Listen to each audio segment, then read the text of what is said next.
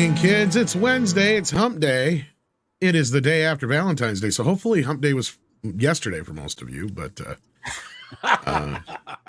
if it wasn't, I apologize, or you're married. So there's not much I can do about that. Good morning, kids. We have with us a cavalcade of wonderful, wonderful panelists. We have the boss man, Andre, of course. How are you doing this morning?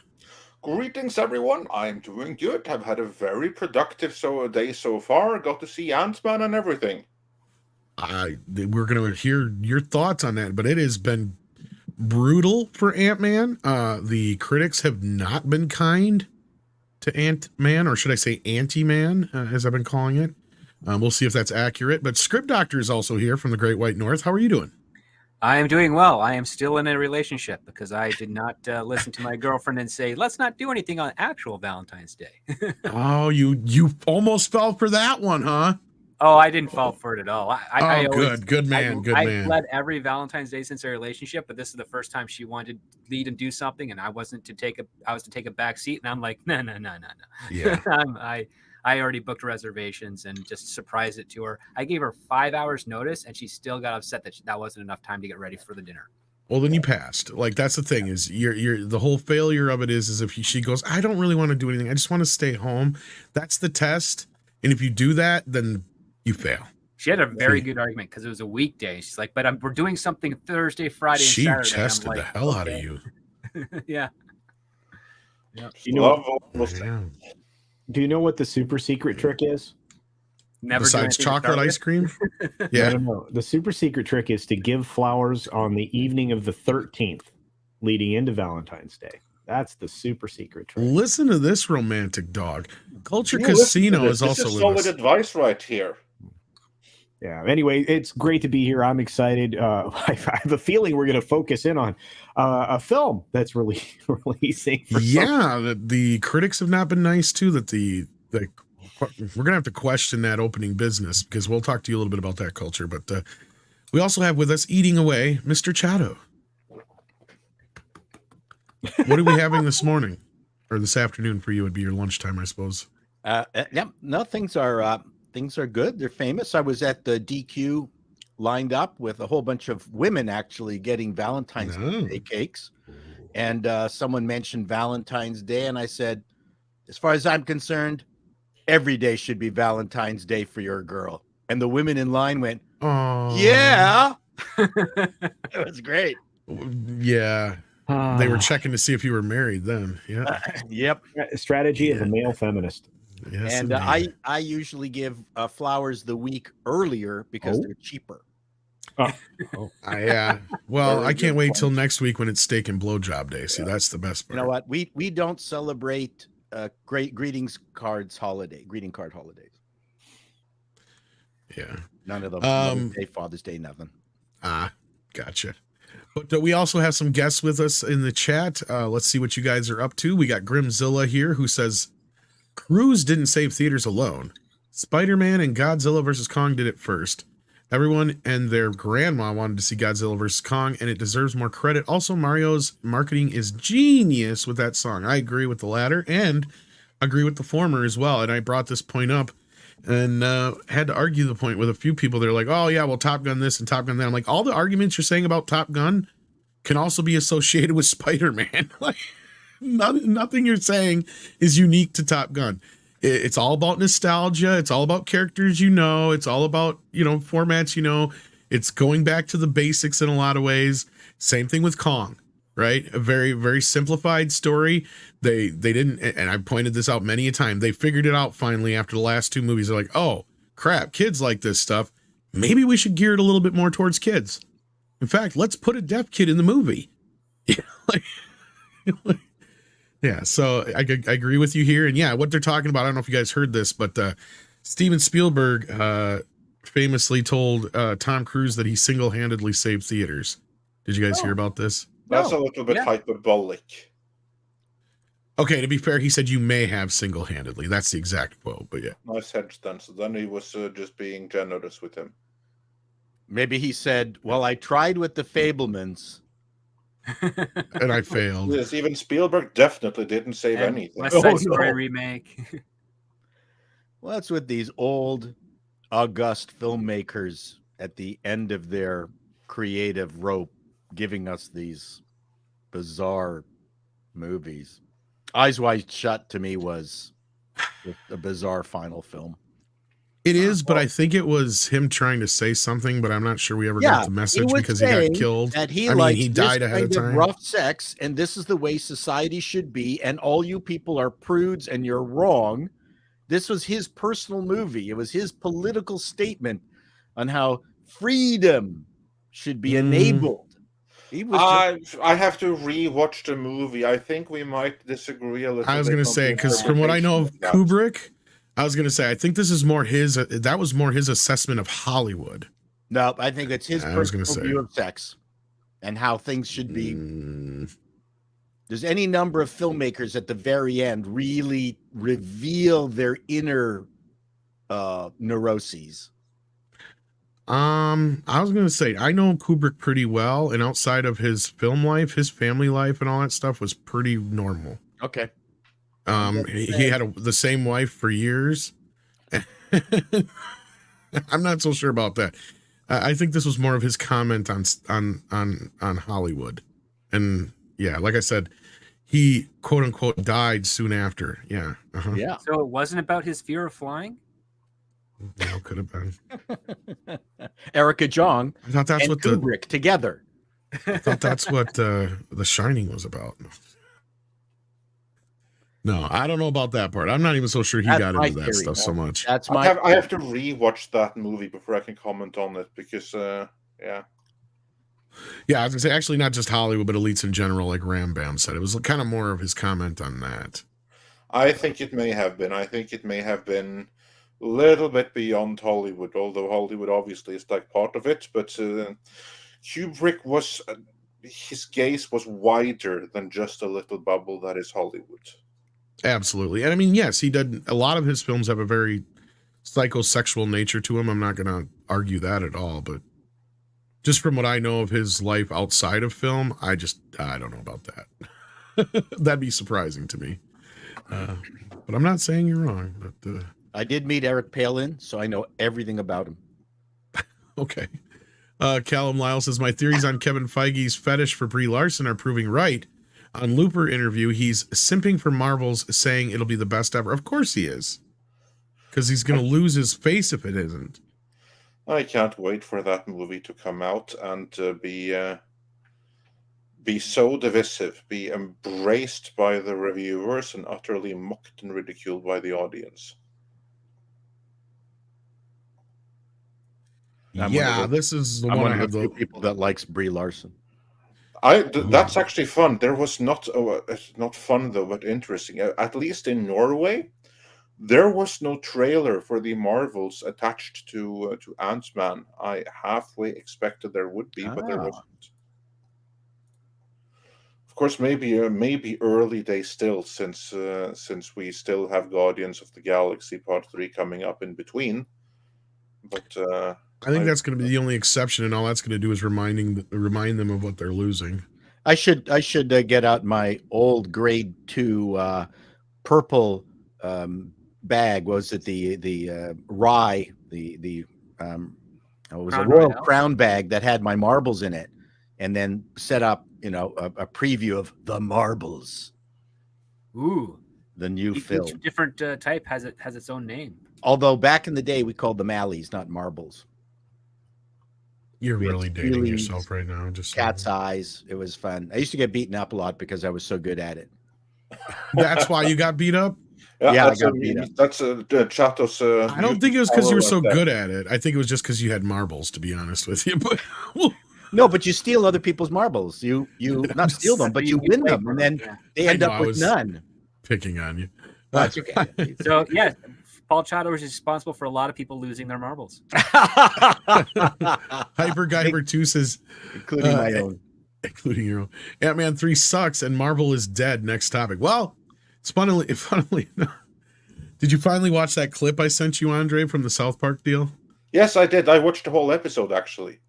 And so that was hilarious. When South Park is telling you Marvel is dead, then you know Marvel is dead. Yeah, you have to give context for that clip because I saw it, but no one else watching, we can assume did. So, Tom, give us a summary. What was in that clip? The shortest version is this. Randy Marsh is under the assumption, due to Cartman's shenanigans, that Kyle runs Hollywood.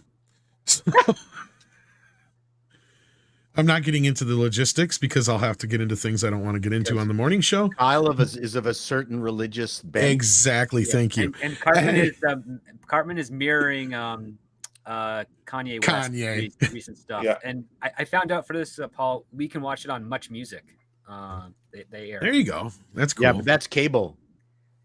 Yeah. I don't have cable. I'm completely OTA. Cheapy. So we'll have to find another thing. You have to find a way to stream it. Website, then. Yeah, I think it's on their website, their official website. Yeah. But anyway, so in the course of the episode, Randy goes to Kyle's dad and says, look, this whole woke thing, it's just not working. Okay. Sure. It was a great idea, but now you're just shoving it in endlessly and people are noticing and they just want to be entertained, you know, and I'm kind of paraphrasing. And he says, you know, we know that's what killed the Marvel universe, right? You know, and then of course he ends it with Avatar 2 sucked, but like, yeah. Can you talk to your son? He's like, what? Yeah. Yeah, but still, that is pretty. That is, I think that is fairly telling when you have a show like South Park, which then tacitly gave the editorial opinion, wokeness killed Marvel. They're not wrong. Well, not just that, Hollywood in general. He's like, box office is down, you know, all that kind of stuff. You know, all that. It was really like, it's like they're listening to us. It's really weird. That's what I said during the streaming wars thing. Is like, are these guys listening to us? It's like, what the hell? No, I don't think they actually are. But well, no, I think it's just a matter of there being common sense. Common sense is just dictating how things are. I think they're listening to Doomcock sometimes, though. Disney definitely is. Yeah. I think certainly he's got their ear. Actually, they are listening to many of us. That doesn't mean that they listen to. They're just listening to see if there's something they can nail us on for. I wouldn't be surprised if they were listening to Midnight's Edge. I wouldn't be surprised if they were listening to Paul Chato. You know, anybody, you know, explicitly that has a large following, 100,000 or more. I anticipate that they're listening to those folks. And Paul should have, if he doesn't already have, 100,000 followers. It's coming. Well, he's just about to. Yeah, and again, as a former television executive, you know, Paul would be a good guy to listen to. You might listen to people like Script, but like I said, I don't think I'm certain that they're listening to a lot of people on YouTube, especially people who are, you know, thought leaders. I mean, you have to, even if you don't agree with them. If you're essentially, it's the same thing in politics. You're doing opposition research. You need to know what your detractors are saying, and you know, we are their largest detractors right now. So it would be foolish not to listen to some of us anyway. Well, Script and I would be a powerful combo that they would absolutely have to listen to. Yeah. I used to like combos. They're a pretty good snack when you're on a road trip or whatever. Oh yeah, we're delicious and scrumptious all at the same time. I like combos. We're like mixed nuts. Oh yeah. Just don't eat the almonds. Are kind of stale.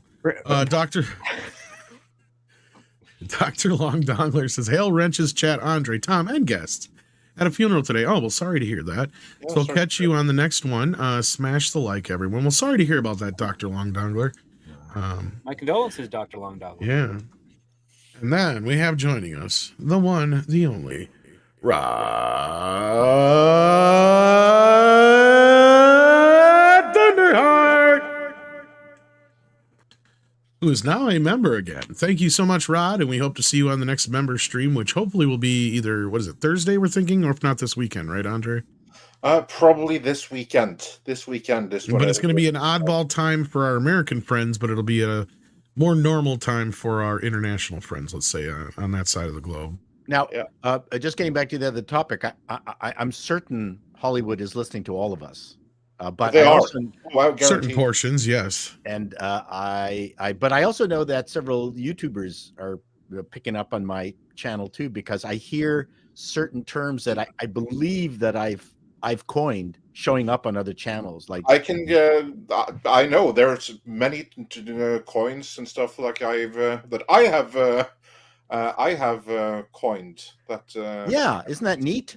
Like for instance, using activist as a stand-in for SJW. I Yeah. was the one who did that because That's a good I one. just didn't like the term SJW when everyone else was using Right. it. And then pretty soon everyone started using activist. So Yeah, it's funny Well, it was how kind of weird when we started hearing the term streaming wars, right? Like that was the other thing that was really fucking like weird, because Andre and I had talked about that way before. It was like there was hardly even any streamers plural. Like we saw this coming and we're like, we had did a whole well, you were in conversation early. about it. You were in early. Yeah, Yeah, I this also was what, think back that to 2017 we did that one? 16? Yeah, Or yeah, 17 at least. 2016 it was. Was it 16? Holy shit, it's been that long. Yeah. And I also think that thumbnails with like a prominent yellow with a little bit of white in the writing. I didn't see anyone do that before we did it. And I know that I I don't know, but because I experimented on it. But anyway. you're wrong. Jennifer Lawrence did. So many urinalists in this world. I mean, journalists in this world. Yes. Yeah, but anyway, Jennifer Lawrence my did it point all is first. that Chato, yeah, absolutely. Terms that you use out there will get picked up. Like, And it's more woke up. fun to come up with unique words. And sometimes I'll add words that require people to do some research, like contretemps or something like that. And then people get back to me. I looked that up. Oh, now I know what. I mean, it's fun to talk about things like that. Oh yeah, some of the trippier things was when we'd start hearing like, oh, they're watching you guys in Doomcock over at, Star Trek and stuff like that. Oh, but yeah, that I have. Oh, no we have doubt. multiple sources. And like when we know Disney is aware of us, because there's a couple of ways we know, and one specifically is we asked for an interview with somebody on a certain level, and Twice yeah, actually. we were told, but yeah, twice actually, and we're told no uncertain terms on the one, go fuck yourself because you're misogynist, and on the other terms, they basically said just do it anyway because they're not going to let us do it, and we need the need the attention basically. Yeah, and basically. yeah, we're not going to get into the specifics of that one, but we have Paulie joining us now, and there's a reason Paulie's here besides just he's a member of the crew. He saw a movie. Yeah. Man, Now we have I just two went. on the panel that's seen a certain movie. Yeah, I just went dark for a second. So I'm like, oh, good, they're talking about something else. I can have some fruit real quick. Oh, go ahead and No. eat your fruit. We'll do some more Go ahead super and, chats. yeah, we'll do a couple of super chats. Then we're gonna get into the Then we're movie. going to get into what you and Andre felt about Anti-Man, as I've been calling it, speaking of coining terms, because Mr. H started using that too without realizing it. Black Wolf Inc. says, it looks like Andre's review is going to save the movie for me again. I was really looking forward to this movie after Volume 3. I have no faith in the MCU unless Vicky Alonso is gone and woke BS. Yeah, that's where you I'm at haven't too, heard Black my Wolf. review yet. So She's not the only one that has to leave from there. Oh yeah. Maybe Andre loved it. You don't know that yet. well, this has You have actually little happened. faith? There have been movies that everyone expected me to go and absolutely hate, and I surprised everyone by Trust saying, me, you know how many times I've said to Andre, what fucking movie did you watch?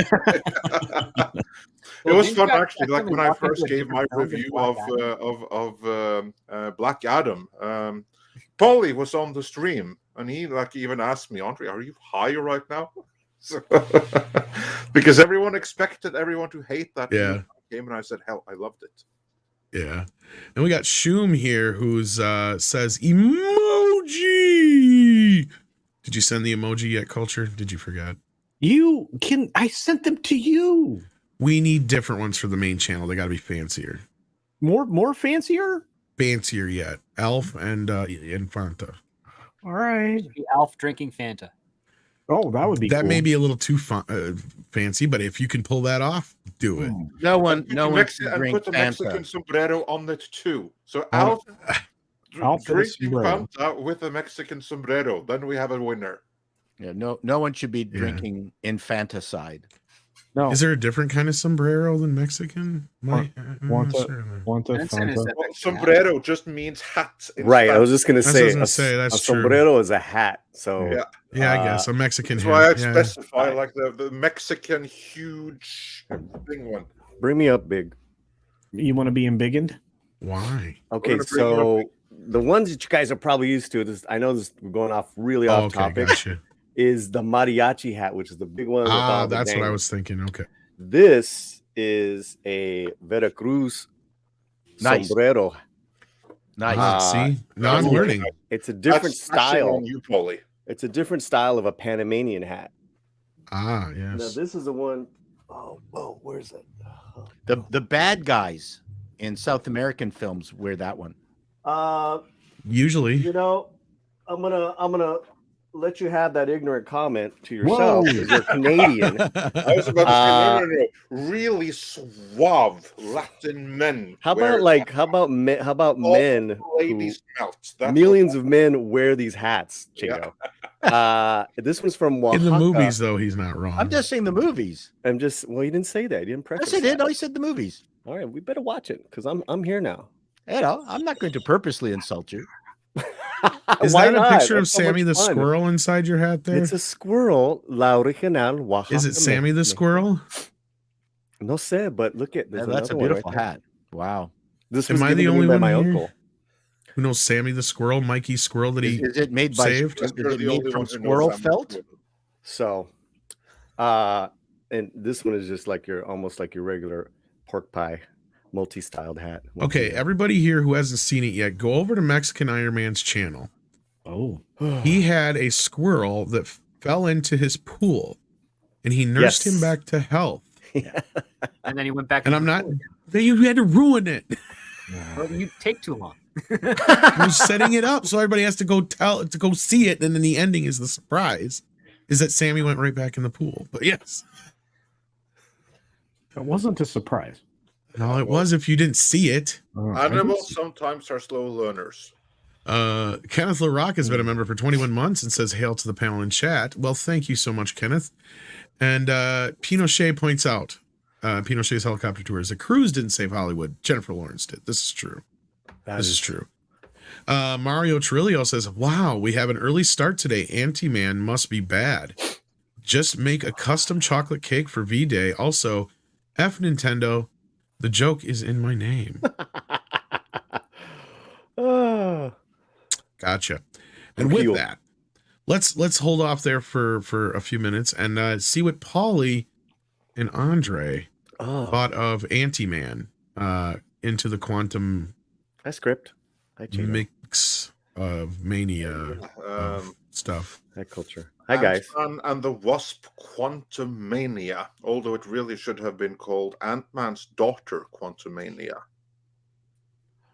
Andre, well, please, I'd love to hear your thoughts. Well, let's begin with the good news, and that is, if this were a Phase 4 movie, and you were to ignore Spider-Man No Way Home because that was a Sony movie or a partial Sony movie, then this would have been the best Phase 4 movie. But Phase 4 wasn't very good. And this movie is also not very good. What I will give it points for is that it's not nearly as woke as other Marvel movies. I didn't say it wasn't, Paulie. I saw your face there. I didn't say it wasn't woke, only that it wasn't nearly as woke. There is some very insidious messaging going on. I mean, at one point, there's like some really pro-Marxist messaging going on in there.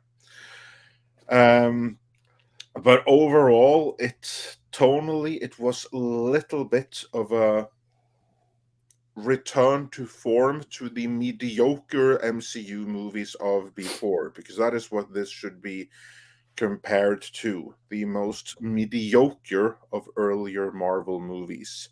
This isn't really Ant-Man Part 3 so much as it is generic MCU movie setting up what is next to come. And to me, the movie had like two major flaws. One, it did not have the highlight of the first Ant-Man movies, which is Michael Peña's character, who was glaring in his absence. He really needed to be there. I felt that he is the one that should have done the opening narration, going through what has happened since the earlier movies. Instead, Scott Lang did that himself, which I felt was just like awkward. It would have been better to have a more amusing narration by someone who's a master at narration, and that isn't Scott Lang. So that's one thing. The other movie, like the whole concept, is just a little bit stupid in a sense. How the whole setup for the key problem to be solved, I just felt that was lame. It didn't work. It took me out of it. The whole third act of the movie, I actually almost fell asleep for a point there when you had like loads of battles and loads of CGI shitstorm during what should be the most exciting part of the movie, where you really should be glued to the screen. I practically dozed off because it was just like shitstorm and I wasn't engaged into it.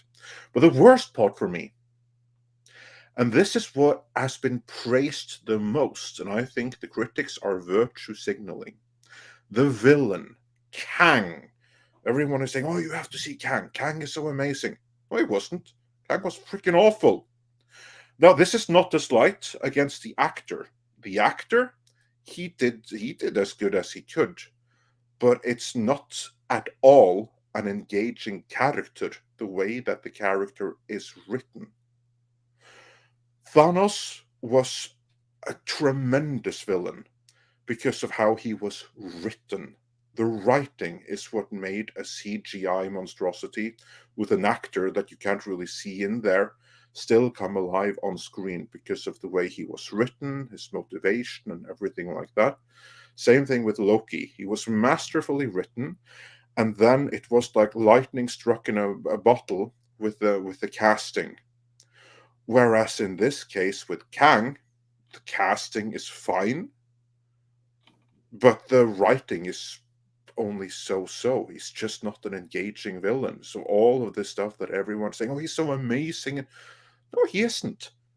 He really, really isn't. He's so unbelievably overrated, you ask me. He's no better here than he was in Loki, and he wasn't that good in Loki. I think the actor was only cast because he has this ability to be like a really clown when he wants to, and then he can play more subdued, and they need so many different versions of the character, but you don't have like one character to relate to. So it just didn't work for me. This was a step up from the likes of She-Hulk, from the likes of Thor, Love and Thunder. All of those were worse than this. But this is still really mediocre. I liked that it was all in the quantum realm. I would have liked to have that more explained. But I would put this at basically the same level as Ant-Man and the Wasp, which also wasn't very good at all. That's where I would put it. That's my very short review. So this is mostly harmless, but pretty forgettable. And giving that this is where we're supposed to be hyped, this is where like the main conflict for everything is going to be set up for Phase 5. This is a villain that I don't buy, that I'm not engaged in the slightest. It's my very short review, and I've rambled enough. Paulie, take it away. Well, I mean, Andre's on point, and he's actually being kind. Also, too, I don't know if I can. Are we getting into spoilers at all with this talk? We'll get into spoilers a little bit later on, but for right now, since we have almost 1,300 watching, everyone that like, so we're just going to discuss it in general terms without going into any specific. I can do that right now. I can do that. So yeah, just in general terms, you obviously didn't like the movie. No, it is a monumental disaster of a film.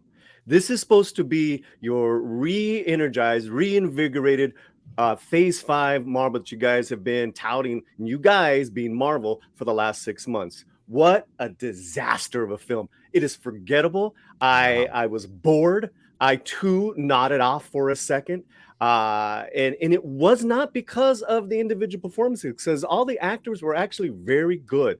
No, The actors are good. That's not the issue. Right. That is not the issue. It is the storytelling. And then there's this manufactured Marvel machine that spits out, rewrites, reshoots, and you can tell. And it was just, I was stunned.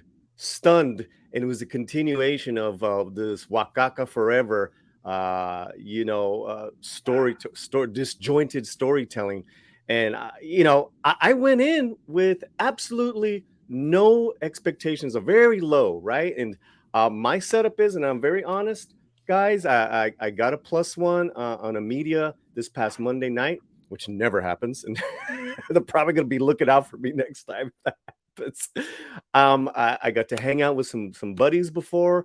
I was in the best mood, 7 p.m. showing. I'm ready. Entertain me. No Michael Pena, no Luis. And the thing is, we have two writers here, two prolific script writers here on this panel. Did you guys see the first Ant-Man? Yeah, I love the first Ant-Man. Mr. Chato? Oh, you're muted, but I see you nodded. The thing with Luis's comedy is that he told the story, he complimented and actually furthered the story along while being hilarious. Yes or no? Oh, yeah. He was also humble, too. That also made him endearing. Totally endearing. I just put up a poll today, guys. What's the best Latino character Marvel's put out, right? Luis or Namor? 90% Luis. Yeah, that's what I meant. Like, he's the one who's missing here. I mean, the movie would have been so much better if he had done the opening narration. That's a great idea. But, that's a great idea. But it goes back to the writing. No one could save this film. And the thing is, that thing is going back to that sense of humor and that made Ant-Man, the first one, so endearing. It's lost. Chato, script doctor, the jokes were stale at best, and they were bombarding you every time that there was some sort of like momentum, some like like connection of maybe a scene or two where you're like, oh, okay, like a minute, stop for bad jokes. Yeah, and you know whose fault that is? That's Bob Iger's fault. I would like you all to just think back to the video that we published exactly 3 weeks ago. For those that haven't seen it, afterwards, go and check out the video we did on Ant-Man 3 weeks ago, where we broke down how basically, and script can also certify to this, that one of the first things that Bob Iger did when he came in was demand the last-minute reshoot to Ant-Man, because the movie was never a fun movie, and you can argue that that was an issue, but it was always going to be a serious, more somber movie. And Iger didn't like that. He felt that it needed that snappy Marvel humor between all the scenes, which completely ruined it tonally. Because that's what those reshoots were about, adding shit jokes. And Andre, could you tell that there was a very dark, interesting storyline butchered by all the reshoots? Yes. Totally. It's not. I will say that it's not like in Fant 4-Stick, where you can tell, oh, there's a reshoot because now suddenly, Sue Storm has this really obvious the wig in 1 minute, and then she no longer has it in the next. So there was like no visual marker, but there was a tonal marker. I didn't see that film. That, okay, here we have a scene that's obviously filmed to be dramatic and suspenseful, but then it is tonally wrecked because suddenly someone makes an asshole joke in the middle of it. I mean, like stale, bad jokes, but just regurgitated. Everything was vomited too. Well, the visual effects. Let me enjoy the quantum burst. Just chill out in one terrain for a minute, and it was just one good. It was. Paulie, there were some terms you said that were used in the film. Oh yeah, that have started to make the rounds for you guys. Yeah, that have started making the rounds, especially one specifically. But you can save that one for last if you want. Okay. But yeah, go ahead and tell us these lines of dialogue that were spouted in Ant-Man and the Wasp. Lines of dialogue in the film: peaceful protesting, burn it all down, Revolution. And the zinger, and I'm paraphrasing, but the magic word is there. Paraphrasing. I know it's a controversial thing, but socialism actually works. Yeah, as I said, it's a Who very says that? pro-Marxist messaging. Which character said Well, that? I mean, then we get into spoilers, so. No, but Well, let's just say it. Kirk or Michael Douglas character says Hank. that. Oh the senior. Hank no! Pym. The most senior, mature, experienced character in the movie comes with pro-Marxist messaging. Fuck The this shit! single I'm most, out. Yeah. I would pro-Marxist. expect your daughter to say that.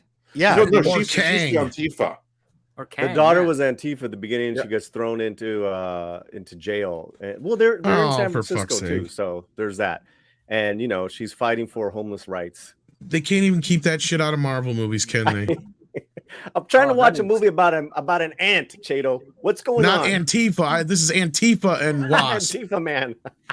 well, Marvel, both in its TV shows and its movies, have no concept of being able to repeat the successful frameworks of their better products. So Ant-Man 1 was a really good map. It was a good shape for a movie. They kind of successfully repeated it in 2. But I mean, Luis is such a phenomenal character. The fact that he's not he's not amazed at Ant-Man's capabilities, and he goes, whoa, this is just going to be easier to steal stuff now. He's got such a narrow view of the world. Yeah, but And that's what he's not impressed. He's not impressed by the superpowers. It all fits into his worldview, and that's what was funny. Well, yes, and I honestly think that they probably viewed him now as a stereotype, so they didn't bring him back.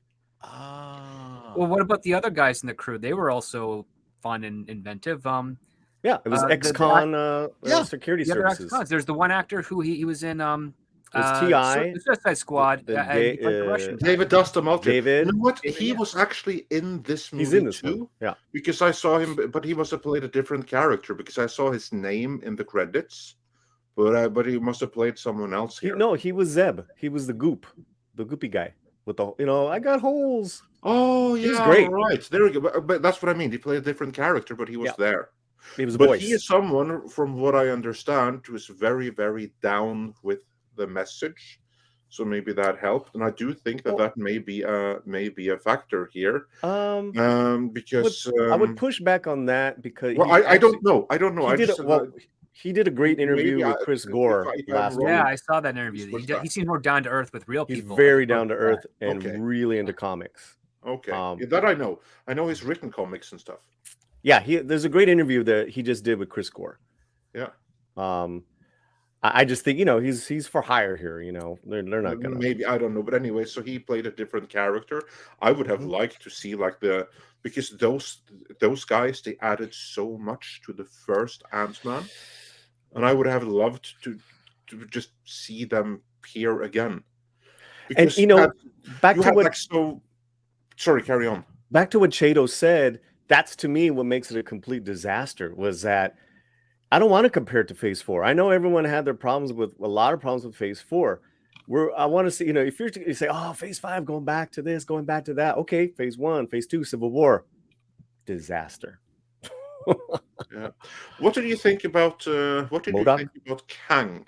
Because I was so underwhelmed. I didn't buy him at all. Like this dude, he is no threat. We have seen. Okay, I'll save that for later. I will just say that this dude is not the threat that he is made out to be. I do not buy it. That's probably the only thing that I disagree with you a little bit. I was mesmerized and a little scared by him. But I see your point, because after that, the written material was just horrible for the That's actor. what I mean. It's not a slight against the actor. The actor, he did as well as anyone could. No one can shine in the role the way that it was written, but the way that it is written, I mean, he is instantly made a non-threat who is busy fighting against himself, and we are only told that he is so formidable because Well, basically his suit and his technology. Without that, he's nothing. Which was really strange because it was the simplest problem as far as like how to get out of there and just really just even what I didn't see was how was Ant-Man even a threat to Kang, and I guess they just made Kang really stupid. Yeah, but that's exactly my point. Mhm. Like, we've seen him. I'm going to give a very, very mild spoiler now. We've seen him twice, and he gets beaten both times. Yeah. I like the post-credit. That to me was like the first one. The first or the second? The first. I like both of them. I like both of them. What I would say with the that's movie, the best part of the movie. with the audience that I saw, Yeah. what got the single most reaction, the most pleasant, positive, surprised reaction in the entirety of the movie, the one moment where I felt, oh, the audience is excited now. Yeah. The second post-credit scene. It was really I got chills. I did. Yeah. Well, since you guys are not going to spoil it, I just wanted to go back to the whole thing about Kang, because I think that's an Sure. interesting point, Andre, because Thanos was built up, right? Yeah. He sent lackeys out and they failed. Thanos didn't fail. Nope. They failed him. Now you pointed out this is true. Twice now Kang has failed. Now he's supposed to be our big bad. All we've heard during the build-up, ever since the end of Phase 1 with the Avengers, Thanos was built up to be this unbelievable menace that everyone is afraid of. Like, even the villain of the first Guardians of the Galaxy. Right. His own daughters are even afraid of him. Everyone is afraid of him. This is all we hear, that Thanos, and everyone says that name with respect.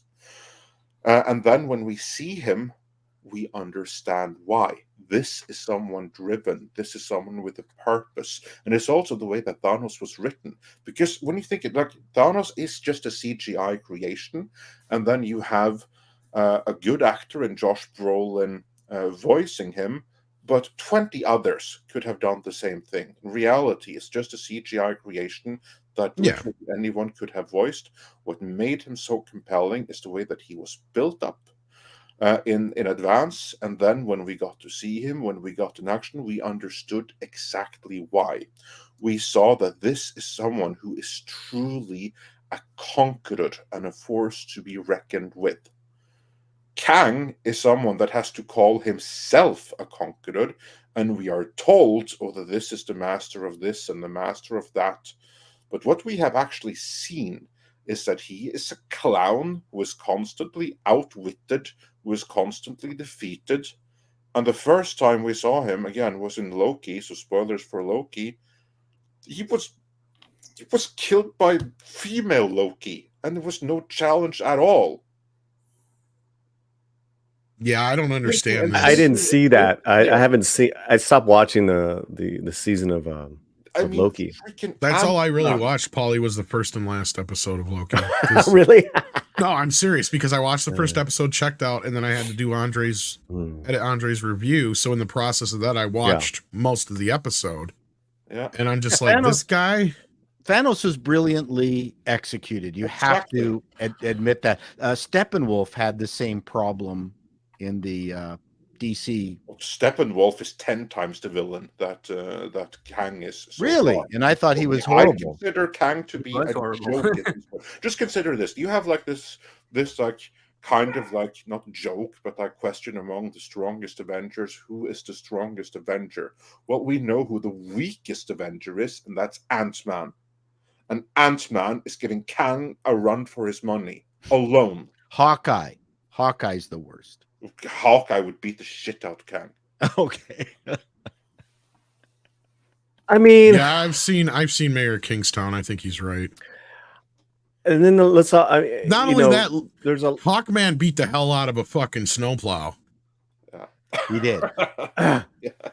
There's a lot of other characters and a lot of other things to break down in this film as far as the failure of it. I will say I really enjoyed Michelle Pfeiffer. It made me think, why was this titled Ant-Man and the Wasp? I had a huge problem with that as well. Again, it Yeah. has to do with the writing, because she played well and everything like that. But again, there was this whole thing Well, it's about Michelle the Pfeiffer. What do you motivation, expect? because now we are basically led to believe, and again, this is not really a spoiler, but basically she hasn't said anything about what's in the quantum realm. Yeah. The whole problem, how they all, in an extremely stupid manner, find themselves in the quantum realm, and I almost checked out right there because I was so dumb. It reminded And it me was- of the scene from Tron. No, that made more sense. Yeah, none of this made sense. And that's But a, they you got know, they went, I oops, mean, the this dude thing in went Tron, he bloobity at the very bloobity. least had its back turned in his defense. Correct. But here, like this is like that, only more stupid. And what's Andre, stupid of what do you all think is of MODOK? he could have been so good. Why did they have to make him this character that we already knew? I mean, that was a waste of both the actor Corey Stoll, the character that should have been dead. Because Why put two bad guys of that scale in one movie? or combine them? Because MODOK could have been a tremendous villain and a recurring, visually appealing, interesting one, and they just blew it. MODOK should have his own movie. I think MODOK was done worse than Kang. MODOK should have been a villain of his own movie. Yeah. Henchman. Well, MODOK is another symptom of the problems the Marvel Universe has. I don't know if you guys remember me griping about this, and when I said, why can't anybody just be their own person? Now MODOK is the villain from the first movie. Why isn't he just... Why wasn't that just the other Yellow Jacket? Yeah. Yeah, what the hell? Like, you know, you got a Captain America who used to be Falcon now. You know, it's like, why does everybody have to be somebody else? Why can't MODOK just be freaking MODOK? What's wrong with that? Like, I mean, he's one of the few characters I do like out of the villains of, because look, I'll be honest with you guys. Marvel does not have the best villain roster.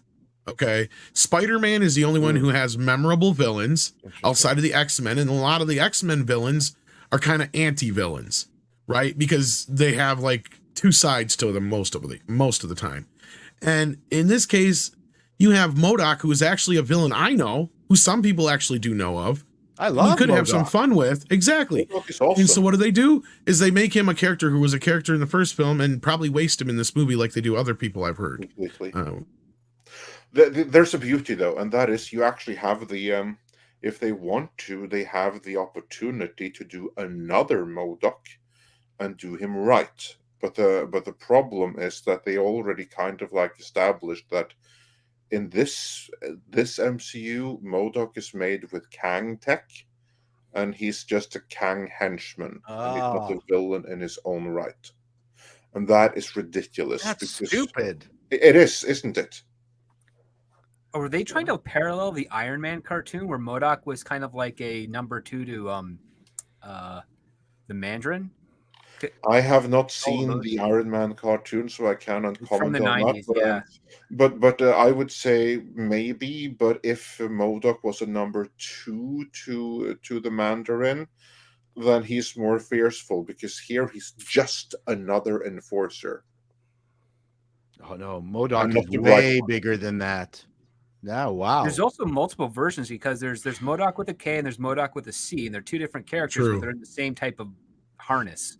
As far as I understand, the character started as MODOK with a C. He started with a C. He started out as a mental organism designed only for computing. Yeah, and then after he was transformed from like, so he's 3.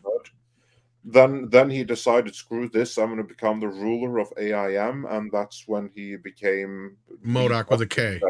MODOK with a K for killing, and then he took over. Oh, and he Jesus became Christ! A megalomaniac. That's in the comics. I know, but yeah, they had to. Never mind. I just think that people of our age should not be discussing it. Look, and I know this is no secret that Bill Murray's in the movie, and from what I heard, he's barely in the fucking movie, right, Paulie? A blip in a sea of barf. Well, he's in it for 5 minutes, and he's good. He surprised me. I did not know he was there, so to me that was actually a surprise. I was like thinking, "Oh, who's this character?" It's like, "Oh, okay." And that come was, on. to me, that was actually one of the highlights. Very Really? interesting reveal, yeah. You know, I think I was just so disconnected by then, and it wasn't. It was kind of early in the film. I was like, "Oh, Bill Murray, okay." Yeah.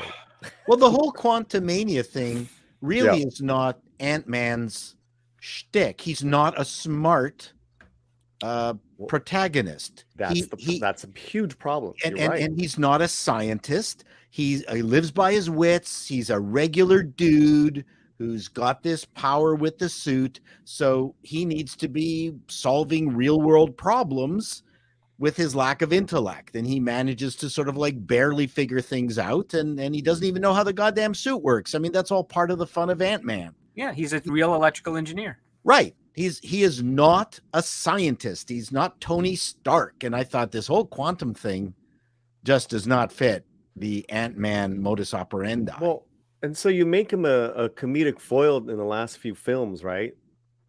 So here I never bought it that he could actually, go against Kang. Right. Never for 1 second. It was some nice father-daughter moments, but yeah. So it wasn't. And to be clear, Paul, you're talking about Scott, right? Not Hank, because clearly Hank is an engineer and all that stuff. Scott Lang. Hank's the genius. And Scott's the electrical engineer. I was just clearing that up for the chat because the chat's like flying at Paul right now. I'm like, I think he's talking about Scott, obviously. Yeah, Scott. We're talking about Scott Lang, Paul Rudd's character. Yeah.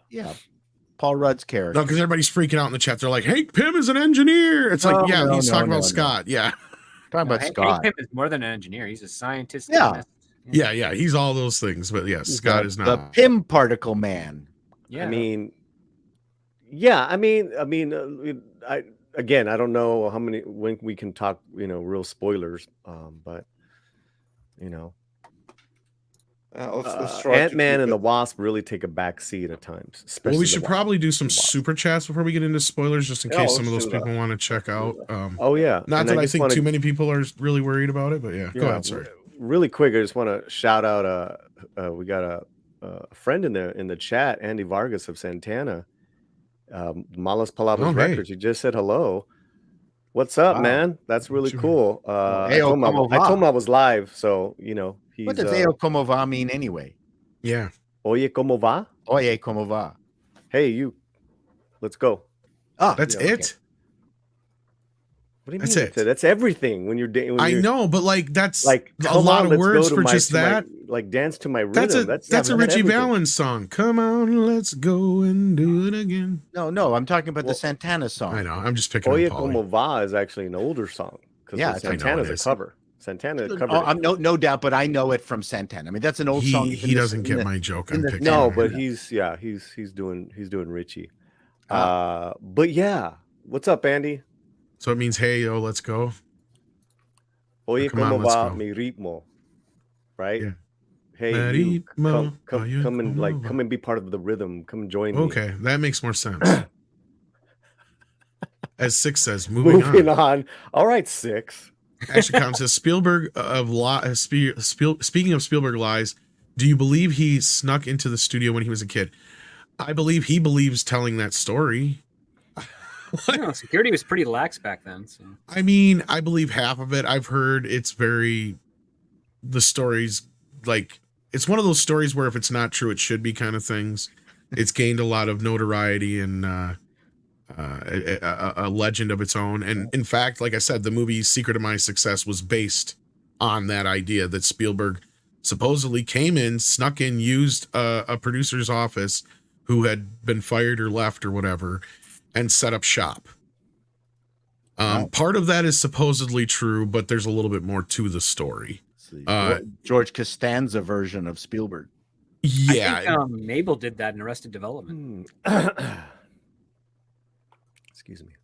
And basically faked it until he made it. So part of that is somewhat true, but it's more so he was like working at Universal. He worked at Universal Studios, but he kept sneaking over to the actual studio and watching movies being made. So people started noticing him around all the time in there. And they're like, well, if you're going to hang around here, do something. So he started working on movies. Next thing you know, he's a production assistant. He's a producer. He's directing TV. That's really what happened, to be honest with you. But yeah. That's pretty impressive from just hanging around. Yeah, That's but possible. basically somebody told him, he goes, if you're going to stand around, kid, fucking grab the cord. You know, like, yeah. I mean, there's a lot of those stories, whether it's in theater or film. Dustin Hoffman did that. He basically was a janitor for a while at the actor studio. I got a reader gig at Warner Brothers for a short time because I was dating an accountant there, and I just went to pick her up for lunch, and someone said, hey, you want to make some money? And that was it. And that's true. Security just basically let him stay, and he just started showing up every day. And instead of working at Universal the park, he started working at Universal Studios proper. Two of us, when we were really young, went into the local police station, which was surprisingly completely empty. And then we were exploring the jails, and this big guy, police officer, sort of surprised us. He said, what the hell are you kids doing in here? And he threw us into the jail cell and locked it. And he said, you're going to be in here for the next few days. And we're weeping, the two of us. And then he comes back with another two cops with like a bunch of donuts and soft drinks and says, just kidding. We're going, that's not a funny joke. That was brilliant. Did you guys see Fablemans? No. Not yet. It's on my list, but everybody keeps talking so bad about it that no, it's actually really good. I just don't know why it's not Oscar level, but it's, you know. I mean, I know what it is too going into it, so I know it's going to be a nepotism piece or whatever you want to call it. No, it's called wanking. Well, that self-wank off piece or whatever, but yeah. So, are you guys going to go into spoilers? We're going to here. I wanted to make sure we got a few more super chats. So Miguel Farah says Spider-Man, Ant-Man, Blue Beetle. Next up, a priest bitten by Mantodia shall become praying man. I think he needs a praying man. Okay, praying. That would be pretty funny, actually. I think Paul's going to steal your idea. Yeah. Chad Rupnerine says, Chato, I have completely disagree with you about Eyes Wide Shut. Our protagonists invaded a secret society with all the best people and the cover up and the threats to our protagonist's life and family. That's the meat. Yeah, it was Epstein Island. We got Hetien Fellarudo, who says maybe if people actually stopped paying Disney for anything, they would collapse faster. Only pay for things that are good. Oh, you know what, Hetien? I think this weekend box office and the final box office of Ant-Man are going to be a huge wake-up call to these guys. I don't think this movie is going to do very good. Because Culture, we'd been talking about their projections for this, and we laughed. We laughed at their projections. Well, because their original projections were 280 for the weekend worldwide. Yeah, they've already dunked those down, by the way. In today's numbers are 91 million, I think, domestic, and 255 global. So they've already gone down almost $30 million. I'd take more, another 50 at least off that, because it's gonna. I'm telling you, this film it's going to get terrible word of mouth starting today, tomorrow. It's already happened. It's already happening. I mean, yeah. But again, I mean, normies. Okay, so it's we need to. The normies aren't going to Rotten Tomatoes, right?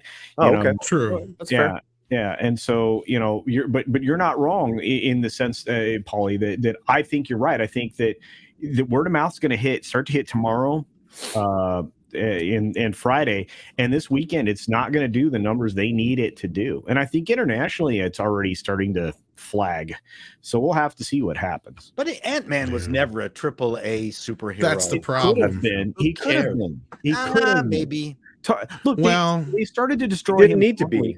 Yeah, but all they needed was to produce them, moderate budget, and they'll make money, and they're more endearing now, especially the first one.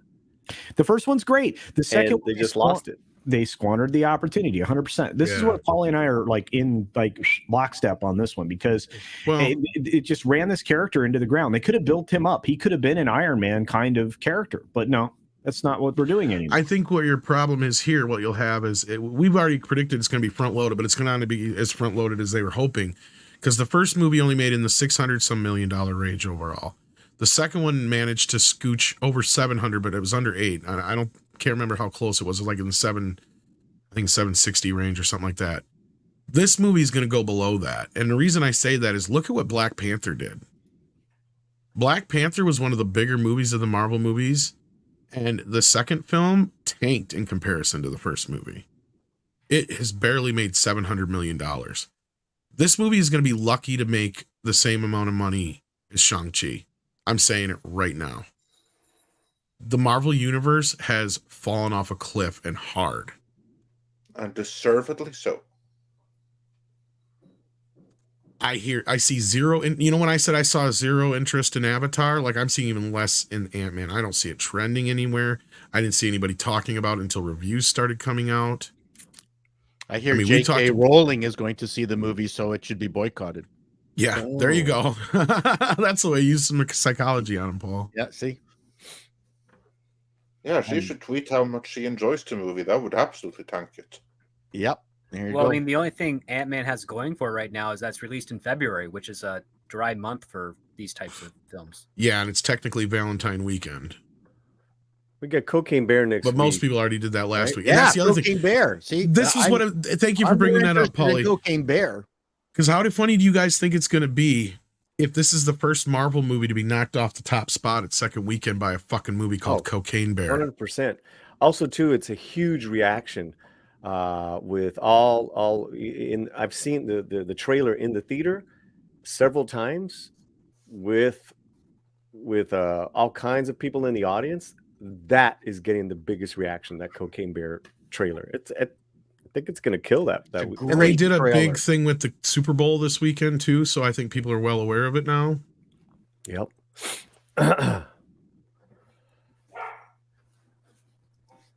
It's my dog. C-Man here says Kevin Feige becoming the Marvel equivalent of Kathleen Kennedy. And this show that Perlmutter was the real Marvel success maker. Well, I wouldn't say he's the success maker. He was the checks and balance guy. Yeah, right? He was an essential aspect of the team. It was him, Favreau, Feige in his greener years, and there's one other producer. Gunn wasn't there yet. Not yet, but later on, yeah. Gosh, I'm forgetting the other producer. But not Avia Rod, but the other. Avia, where I was. He was Spider-Man. Yeah, I'm trying to think of the other guy. Yeah, there you go, Louis Esposito or whatever his name is. Yeah. Is that who you're thinking of? And the other part too, you can see the progression. The moment that Disney bought it, they slowly weaned out notable directors and notable writers for these processes, for these projects, and ended up hiring people that would basically just do the work and not actually bring anything fun or creative to the movies. That's why they end up becoming homogenized and indistinguishable. You could cross-cut scenes from Shang-Chi, Thor: Love and Thunder, and Doctor Strange, and no one would realize that they were from three different movies because they're that closely designed. Where you could take scenes from first Iron Man, Captain America, and Thor, and you could know that they're from different movies, but that they cross over enough they have that, I guess, byproduct of a link as opposed to an intentional linking of this is one Marvel series. And when you lose that voice, when you lose those distinctive natures in your films, you then lose the freshness of it, and what you end up getting is derivative story, manufactured assembly line product. Well, they've failed in many regards, script, because they've failed in preserving you were just kind of breaking it down, the aesthetic, right? The aesthetic of the in the real world heroes, the on the ground heroes like Cap and Iron Man and so on and so forth. You could see that aesthetic. When you get into the cosmic realm, you had a different, you had a different aesthetic, right? But now the cosmic realm is crossing over with the I don't know, fantasy realm, the quantum realm, or time traveling realm. And all of it now looks so homogenized. There's little to no distinction between any of it. So I agree with you there. I would also say that they are shortcutting every single introduction of every single character with no development. Everything they're introducing, and they've been doing this since they started up these shows on D+ or Disney minus, whatever you want to call it. You're shortcutting all these characters into existence with no development. You're literally living off the backs of things that were put in place, over time, and you're not giving any quality background to any of these characters. There's zero. Well, they're copying and pasting the Black Panther introduction in Civil War, but failing to understand that he was going through an arc in that as well. Right. And because Black Panther's arc is, oh, his father's died, he's on path of vengeance, and then he realizes, oh, I was being manipulated. I'm not going to kill you like everybody else would. I'm going to make sure you face justice, and that was to Zemo, I think it was. And they basically did that for Black Panther, but Spider-Man was the one that had no character development or arc and injected him into Civil War. And what was fascinating is that we're getting more of the Spider-Man approach to that backdoor injection of secondary characters than we are getting. You said Black backdoor injection. What did you say, Tom? You said backdoor injection. I didn't know you were 12. Okay. Did we have to dwell on that? I always do that. What do you mean? Okay, I gotta. I don't know why you entertain Tom with that stuff. I always do that. I always do that. That's nothing new. I gotta say this though, culture. You did. You crazy son of a bitch. You did. What did I do? He did it. That crazy son of a bitch did it. What did I do? He did everything we asked for. We got Elf in a sombrero drinking Mikey's Fanta.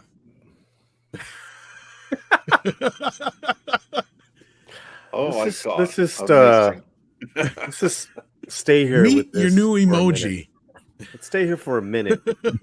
I would like to be the first to comment on this. This is called karma, right? And I say this with all due respect, Mexican Iron Man. Karma for your just unyielding bullying of me and my mustache. This is what you get, my friend. This is what you get. I love you, but this is what you get. And that is one ugly ass hat. Mikey's gonna kill me. Mikey's gonna kill me. And now that he's an official East Coaster too. Right. Hey, Mikey, you want a Fanta? Hope he's cut down on that Fanta. He hates Fanta. Oh, is that the thing? Yes. Okay. Well, he hates Right. Alf and he hates Fanta. So right there, that's the whole thing. I know the thing about Alf, obviously. Oh, look at this. Paul's got a cowboy hat on. Look at that. Oh, wow. I'm gonna go rope some Broncos. Wow. That's very handsome. Thank you very much. Yeah. I appreciate it. You look like You even you're got the jacket to go with it. See, Yeah. you were smart. Well, yeah, but Canadians are always wearing the Canadian tuxedo, so it's just denim all the time. So many Denim shirt. so many thoughts come to mind.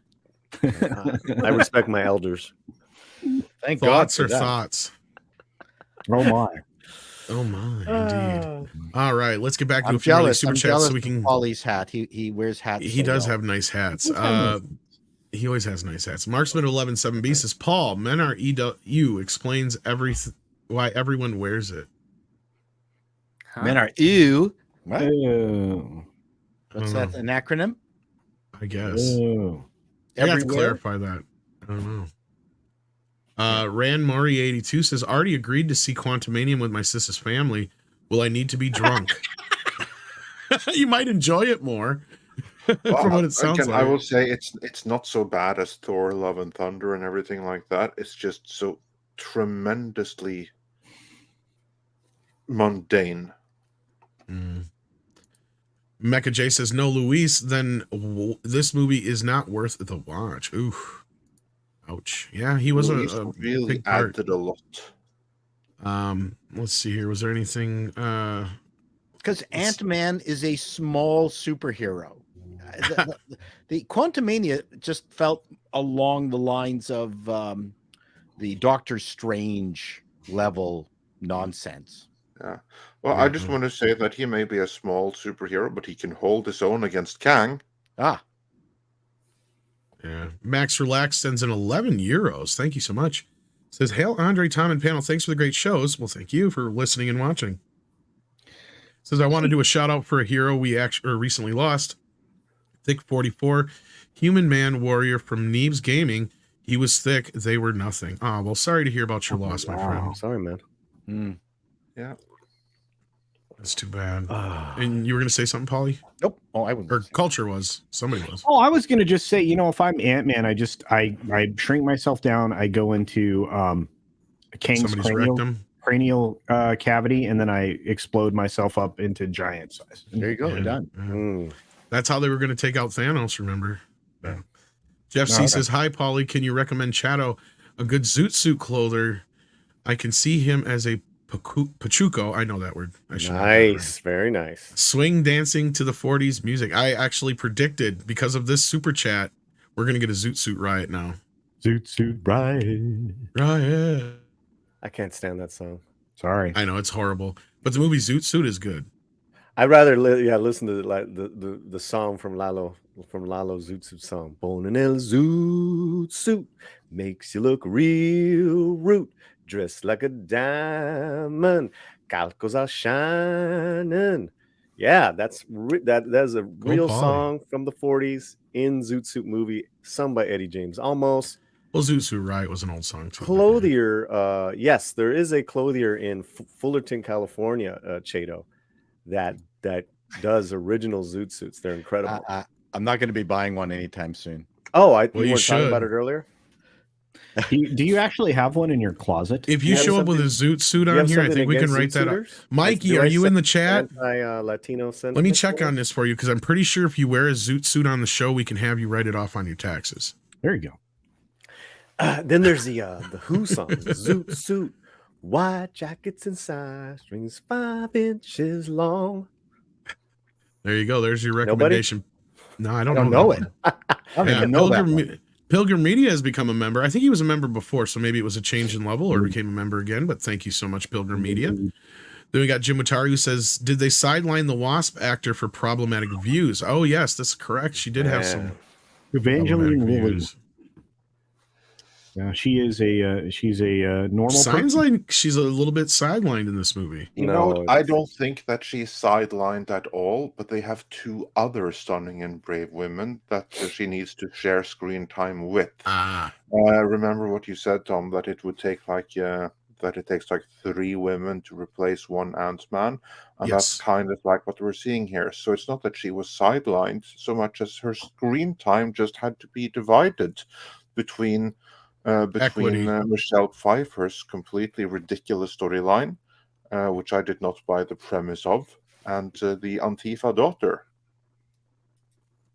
So there you go. There's your answer, Jim. I was worried about the just the amount of cast that they had to spread the story across, even in the trailer.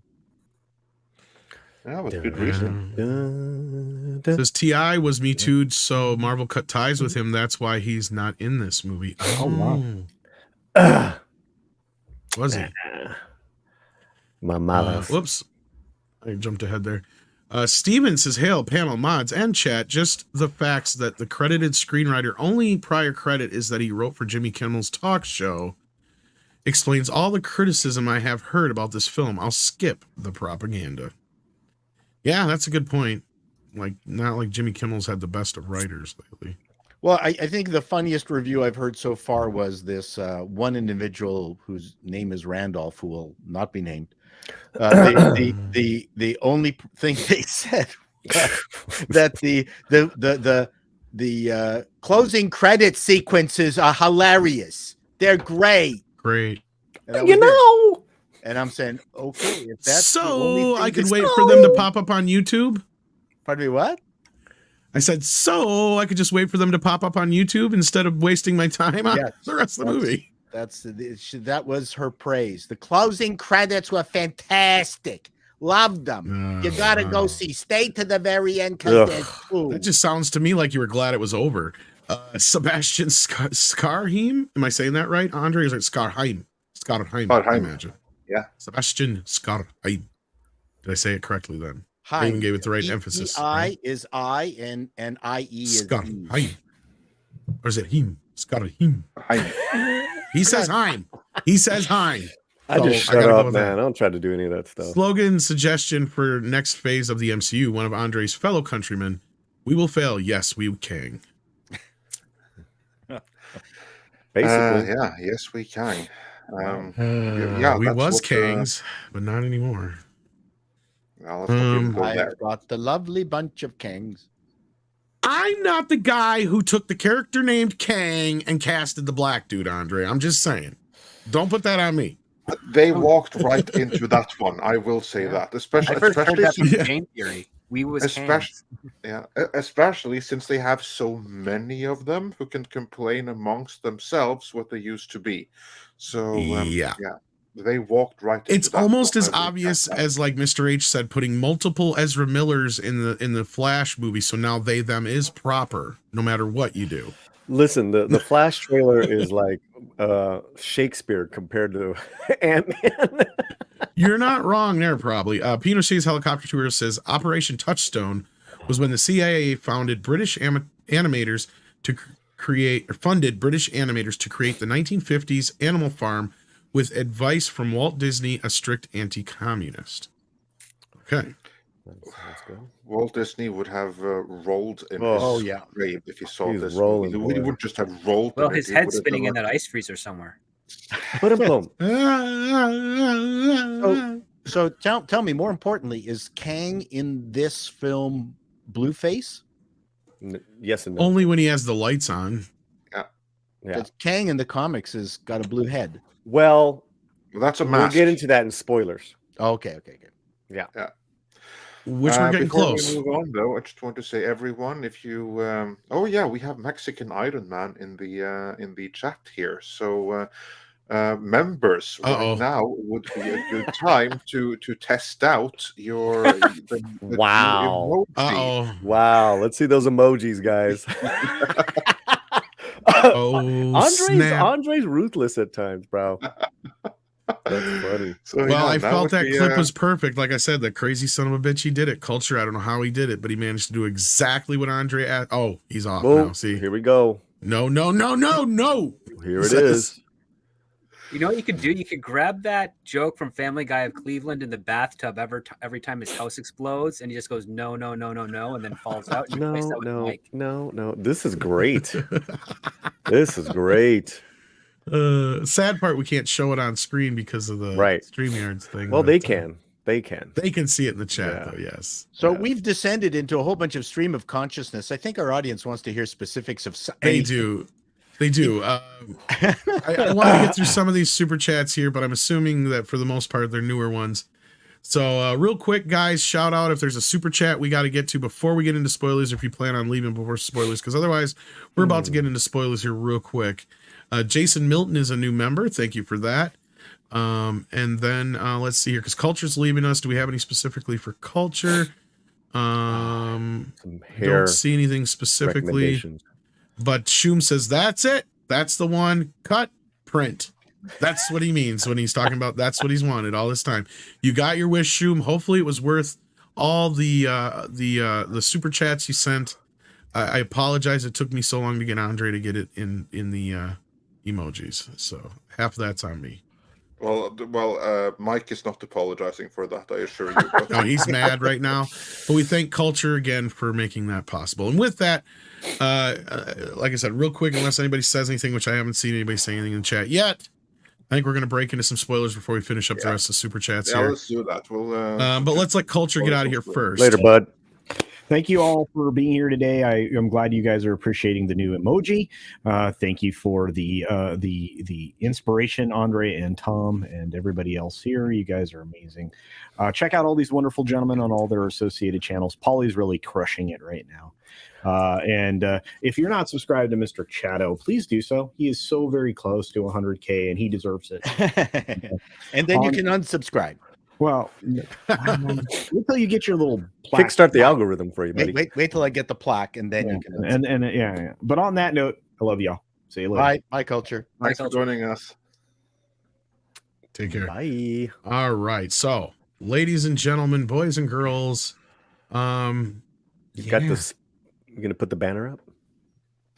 do I have a spoiler banner? Let me see here. Well, I deleted a used to bunch of have the one. banners. I deleted a bunch of them because we had so many of them. I'm gonna create ones. Oh, I will say while you're looking for Pablo Geeks Rapology Midnight's Edge Espanol is gonna have his Ant-Man review up tomorrow. Awesome. Perfect. Oh, so Looking Pablo forward has seen to it that. too. How did you get in We're seeing early? it tonight. He's going either tonight or early in the morning. So Doesn't we'll it have- open tomorrow? Doesn't the movie open tomorrow? Latin America, it's today. And Paulie's in Norway, it's California. also today. So how'd you guys get in? I got in on a press +1 Monday night, which was totally. I had said last week, I'm not going to go see this film. I have no interest in seeing this film. And then my friend calls him, hey, you want to go see this movie? I'm like, all right. And I knew Gore was going to be there. I'm like, let's have some dinner with Gore and Verbal Riot, Alan Ning, Rosa Parra. We all hung out. A bunch of film nerds. It's the best, and then you go see a film. So I was in a really good mood, so. I got to work on my Chris Gore impression. Hey, whatever. What's going on? Hey. He's fantastic. I mean, he's such a good dude, and it's so cool to. Alan, what's your hang out opinion? with him Wait in a second. person, I don't man. want to hear your opinion. I want to hear me talk. Come on. Yeah. Hope Chris doesn't see that impression of him. No, that wasn't bad. No, thank you. I'll work on it. But you got it. It needs a little what do they call? There's a little tweaking. Yeah, it needs tweaking. I'll work on it. I look forward to your impression of me. That's tough. I think Tom does a good impression of you, but he's offline.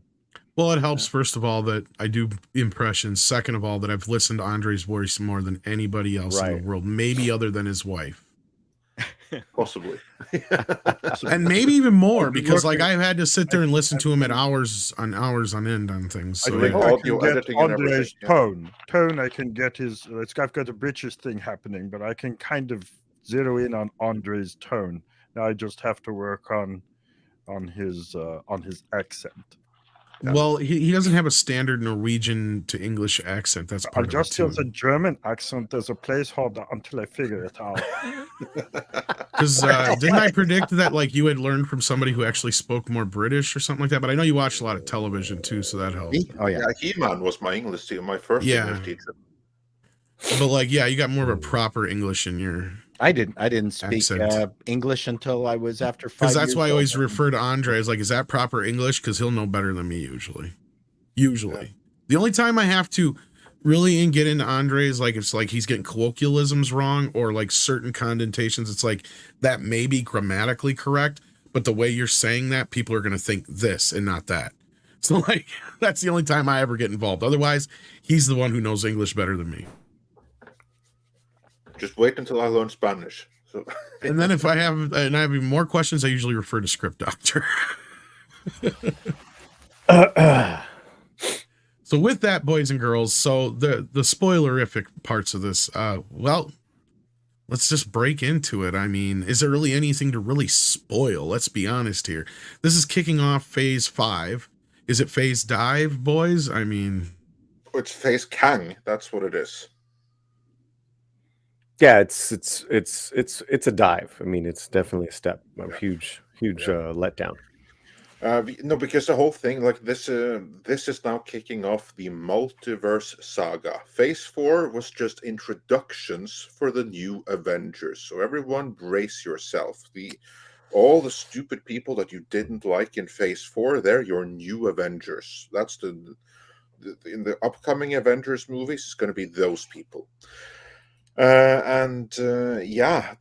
main big storyline going forward here is the multiverse, or more specifically, it's going to be all the Kangs of the multiverse, and we do get to see them in a, like Tom, you remember the scene towards the end of Beavis and Butthead Do the Universe, right? With all the Where Beavis and Buttheads, all of the different Beavis and Buttheads of the universe in a throne room, being led by the lead Beavis and Butthead, right?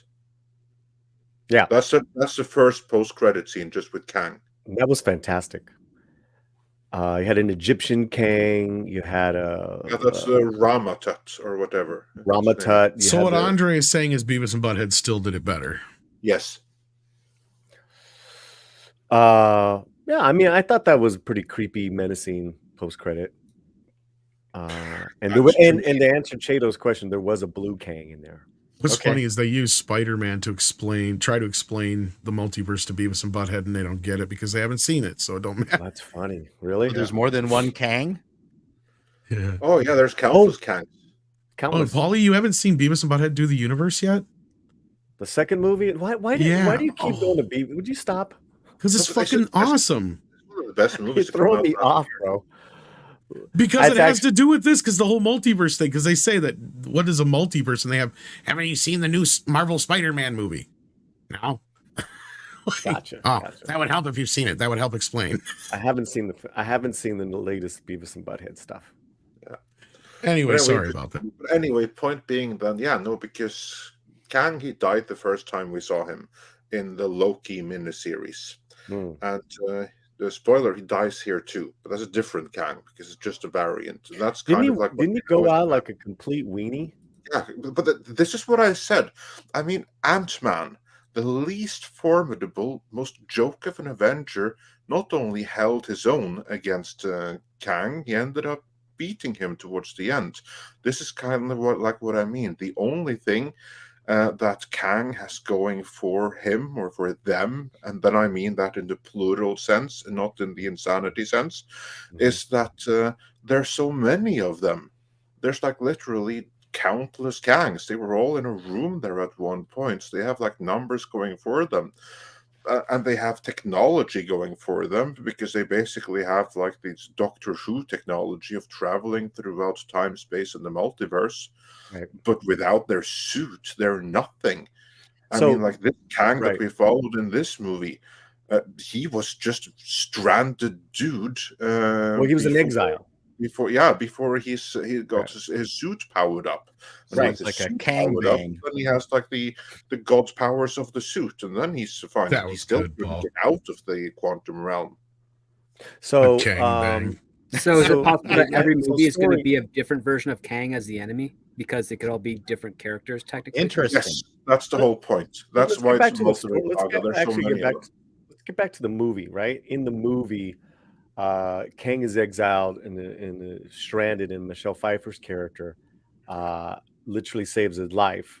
So he owes like somewhat of a life debt to her. But so he's like, I can get you back. I can get you back to your time. We just got to power up my ship. So she helps him. And at one point, once it's powered up, she touches the machine and hence taps into his mind and sees all the horrible things he's done. And she's like, that was lame. Why would just touching his machine lead to her being able to read his mind? Oh, none of it made sense. Because he uses mind control to control his machinery, but that you go from there to, I'm going to touch your machine and then I can read your mind. I mean, to me, that's just pushing it too far, because literally that is what happens. Like he... so it's a contrived way for her to gain information that otherwise would have been held from her. Correct. And I don't think she was touching the machine on purpose like that, Andre, from what I remember. No, it was just an accident. It was an accident. Try to read his mind. It's just, I'm just going to put this thing here where it belongs. I'm like, oh, but when I touch your machinery, I get to read your mind. Correct. And I just thought that was completely ridiculous. She should have just made him fill out an HR personality form. That would have been more interesting. I don't think she had any on her. But, she's the product of the 80s. She's an 80s woman, so they wouldn't care about that at that point. Yeah, no, this is true. So she's there for 30 years, and you get that when they all go back, which is now present time, when they all go back to the Quantumverse, that she's got all these relationships, including one with Bill Murray. Yeah. Because she had needs while she was there. Right, she said that I had needs. Wow. Yeah. Did he have a groundhog? No, he had a white wig, or I don't know if that was his own hair. But well, he didn't need anything else. He had her. And the jump into the Quantumverse was literally within the first 5 minutes of the movie.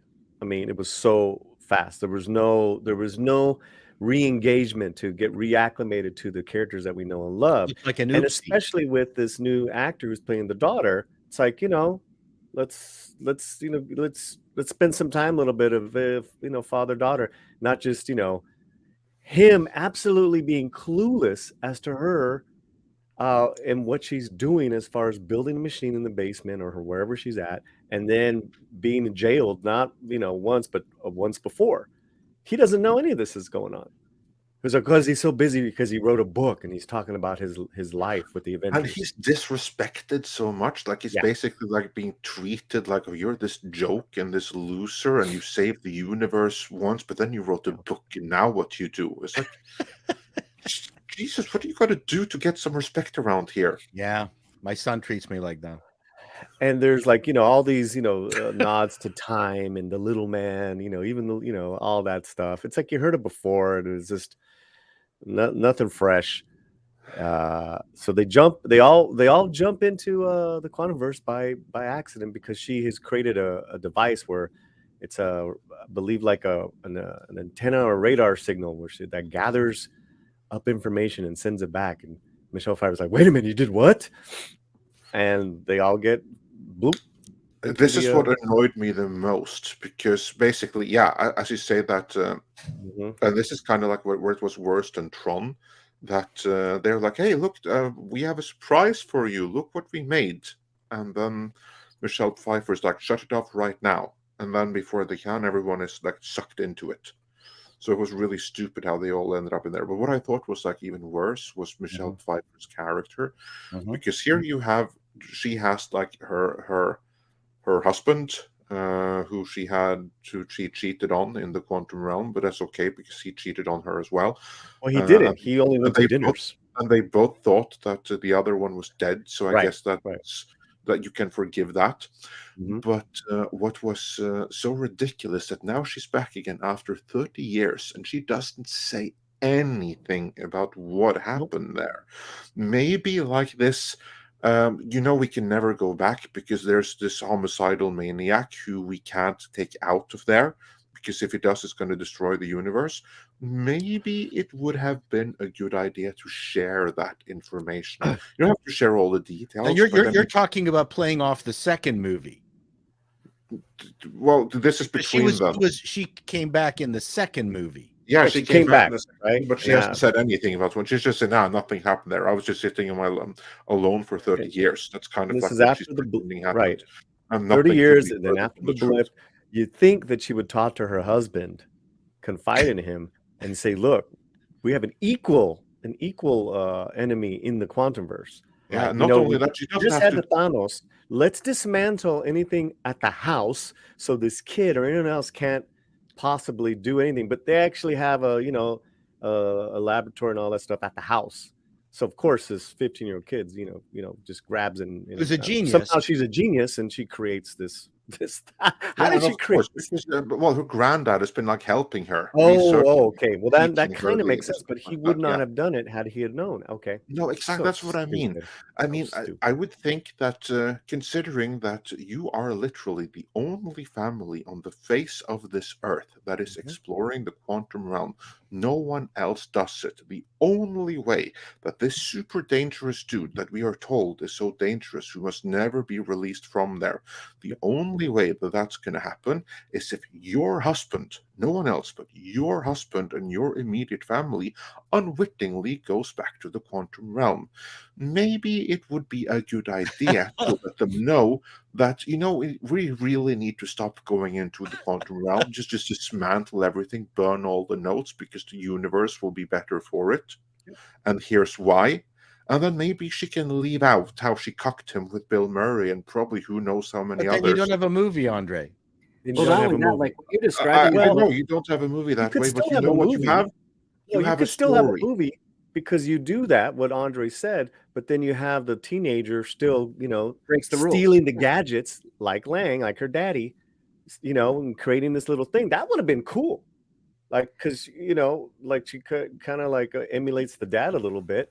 So it's a little bit of dad, a little bit of surrogate grandfather. But Andre, what you're describing, what flaw you're describing with regards to Michelle Pfeiffer's character, is something that has been done with Reed Richards for like 40 years in the comic books. Like, he never tells the rest of his family what's going on until crap hits the fan.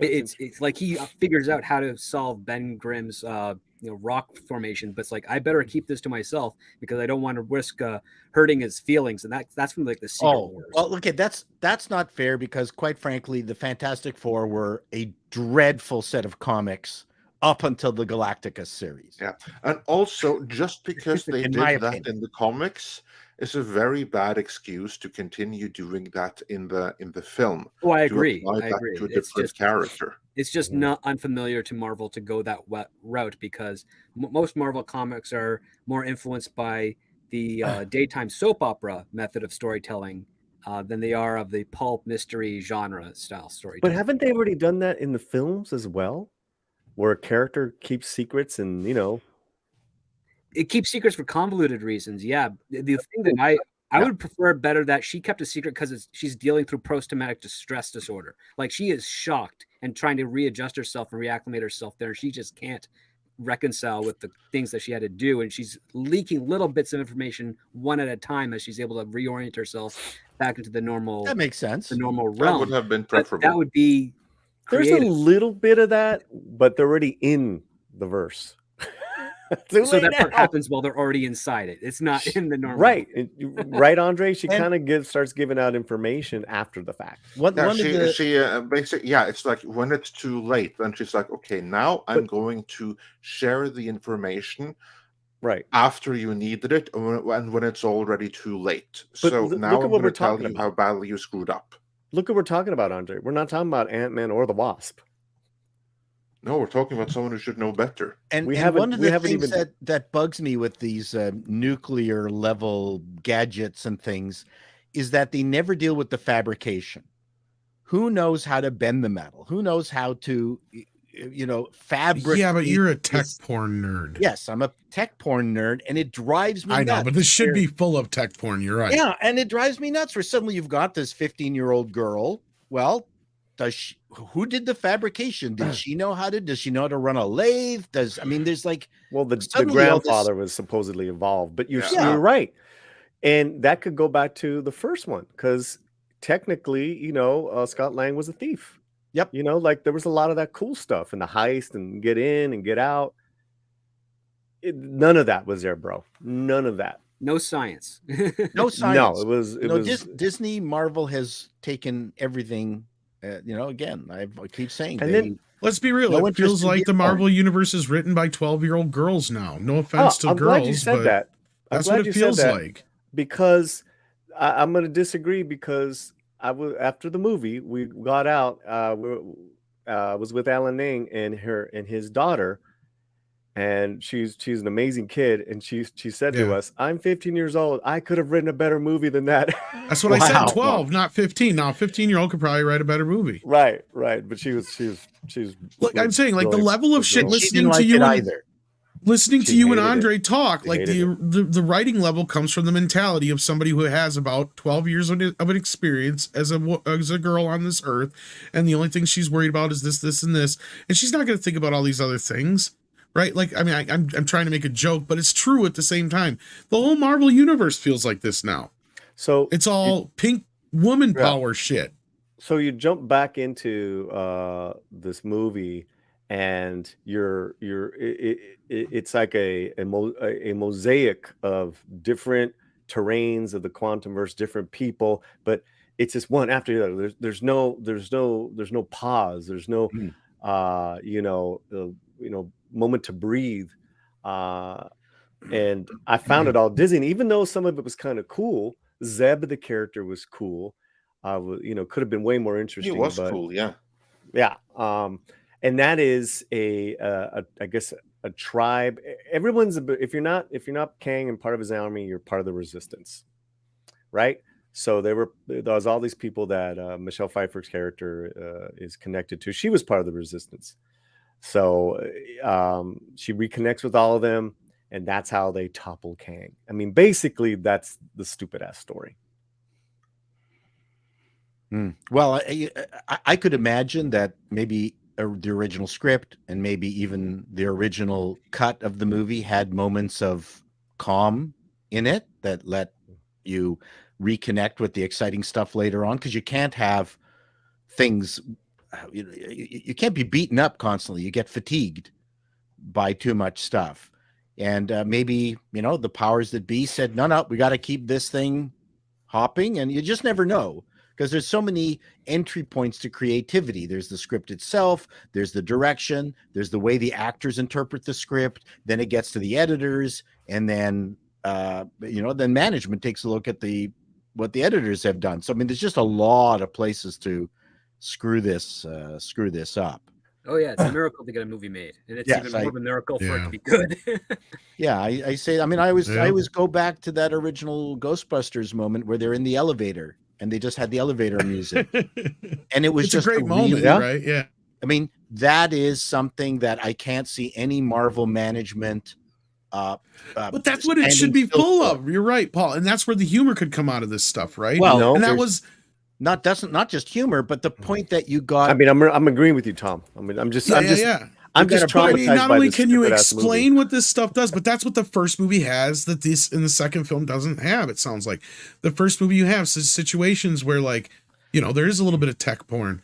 There is the explanation through funniness of how he's dealing with I'm tiny all of a sudden. Oh, now I'm big, and the effects of that and what it has to deal with and go through, and the humor of that. It had a Honey, I Shrunk the Kids element to it. Yep. Even. Yep. I mean, you have these things that could be and should be all about a part of Ant-Man. And I agree, a heist should be at the heart of this film. That was the first film.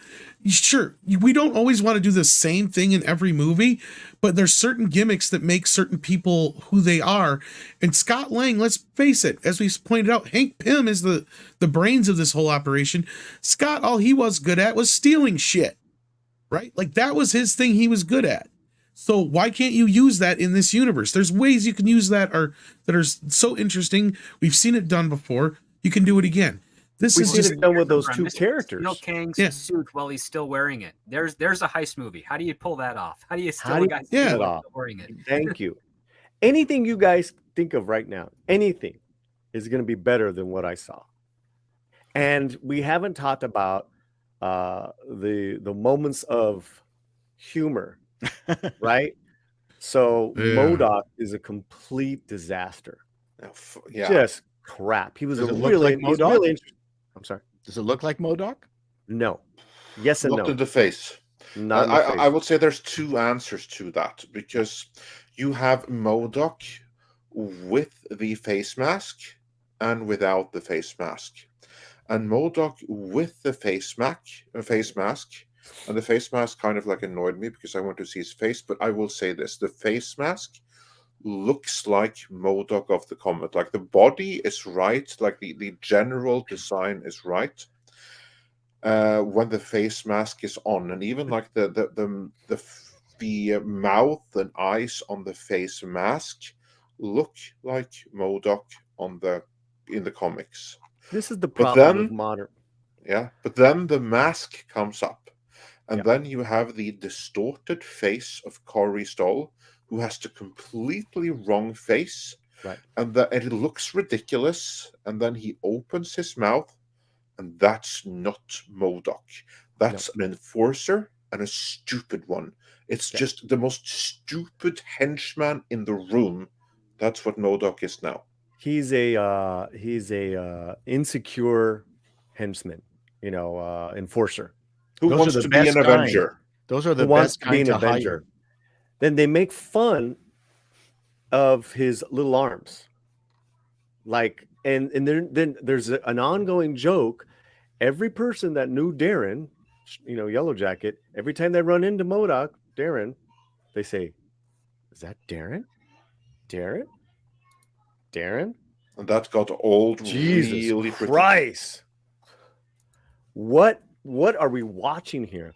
Then at one point, there's a fight. I don't know what, and MODOK is like just assed out on the floor. And what's her name? The daughter? Cassie. Cassie's there. And he's like, "Well, what do I do? Well, I don't know. I don't know what the line was, Andre, but she just says, just don't be a dick. Don't be a dick." She should have said head towards the light. That would have been better, actually. But yeah. Anything would have been better than that, because he's like, "Yeah, I'm not going to be a dick." That's not a movie line. That's not particularly eloquent. So then he comes back maybe 5 minutes later to save the day. "I'm not going to be a dick." Wow. This is I'm not making it up, bro. Juvenile writing. I'm not making this shit up. No, he really isn't. I'm not. I wish he was.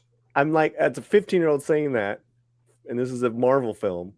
And I have to say, I really like MODOK in the comics. Like some of the comics really with cool. MODOK are amazing. He has such an interesting look, such an interesting backstory. And I would say of all the characters that I have seen in the MCU so far, with the hedge that they are the ones I know, this is the one that has been adapted the worst. Wow. Yeah. Yeah, it was now let's talk about some of those lines in context, because they were just like so out of it. So early on, Cassie, whatever her name is Cassie is thrown in jail for peaceful protesting for the homeless in San Francisco. Because and then it's also stated that Hope and her business, Pim, they're so apparently I thought they were feeding the homeless and housing them, but then this one, the kid is Little Miss Antifa. None of that made sense. So that's where Little the Miss peaceful, Antifa. Well, that's she where the is like peace. that. I mean, you have I know, but this is funny because now instead of being Anti-Man, it's Antifa and Wasp. Like well, basically, it's Ant-Man, the Wasp, and Antifa, because that should be her name, because that's kind of like what she is. Or she seems to be like a Greta Thunberg, and that's a Lord role model for kids everywhere. Well, and they made this mistake with Thor's daughter, right? Like, and that's what I said at the end. They made her obnoxious. I'm like, that's not how you introduce us to a character like that. She's not obnoxious, though. She's not obnoxious. That. She's not. Yeah, obnoxious. but the same thing with somebody being an activist, it makes them automatically obnoxious. No. Like the lines were just so like everyone had lines that weren't part of their character. Okay, like what? Like those lines, but all the actors were pretty good. It's just the material. Then there's a moment where the resistance were in the Quantumverse are going after Kang, and that's where you hear the lines, burn it all down. Wow. Revolution. It's like, dude, you're not even being subtle about this now, Marvel. It's like wait, they're saying that about when they're fighting Kang? Like that's fighting Kang's army. So they want to burn down the tyrant and have a revolution against the tyrant? Is that what you're saying? And have a new world order afterwards. Okay. Is the Quantumverse called Portland? And then the weird, so they're fighting, and of course they're losing, and they're winning, they're losing, but Hank and his aunts come and save the day. And that's where he takes a moment to explain how ants work, and he talks about socialism. Yeah. The hive mind. He compares the hive mind to socialism. Okay. That makes more sense. Actually, that's pretty accurate. Yeah. But he's saying we should learn from this. We should totally adopt this. Wow. We should smell each other's sugar trails. And he prefaces before. It's like, I know this is a hot topic. No, it's not a hot topic. No one knows dick all about it. Yeah, but why is he saying that? I know what I'm saying? Like, bizarre. As a character, I was I was so mad. I'm like, I want to watch a movie about people beating each other up and saving the day. Yeah, man. But socialism is a good thing.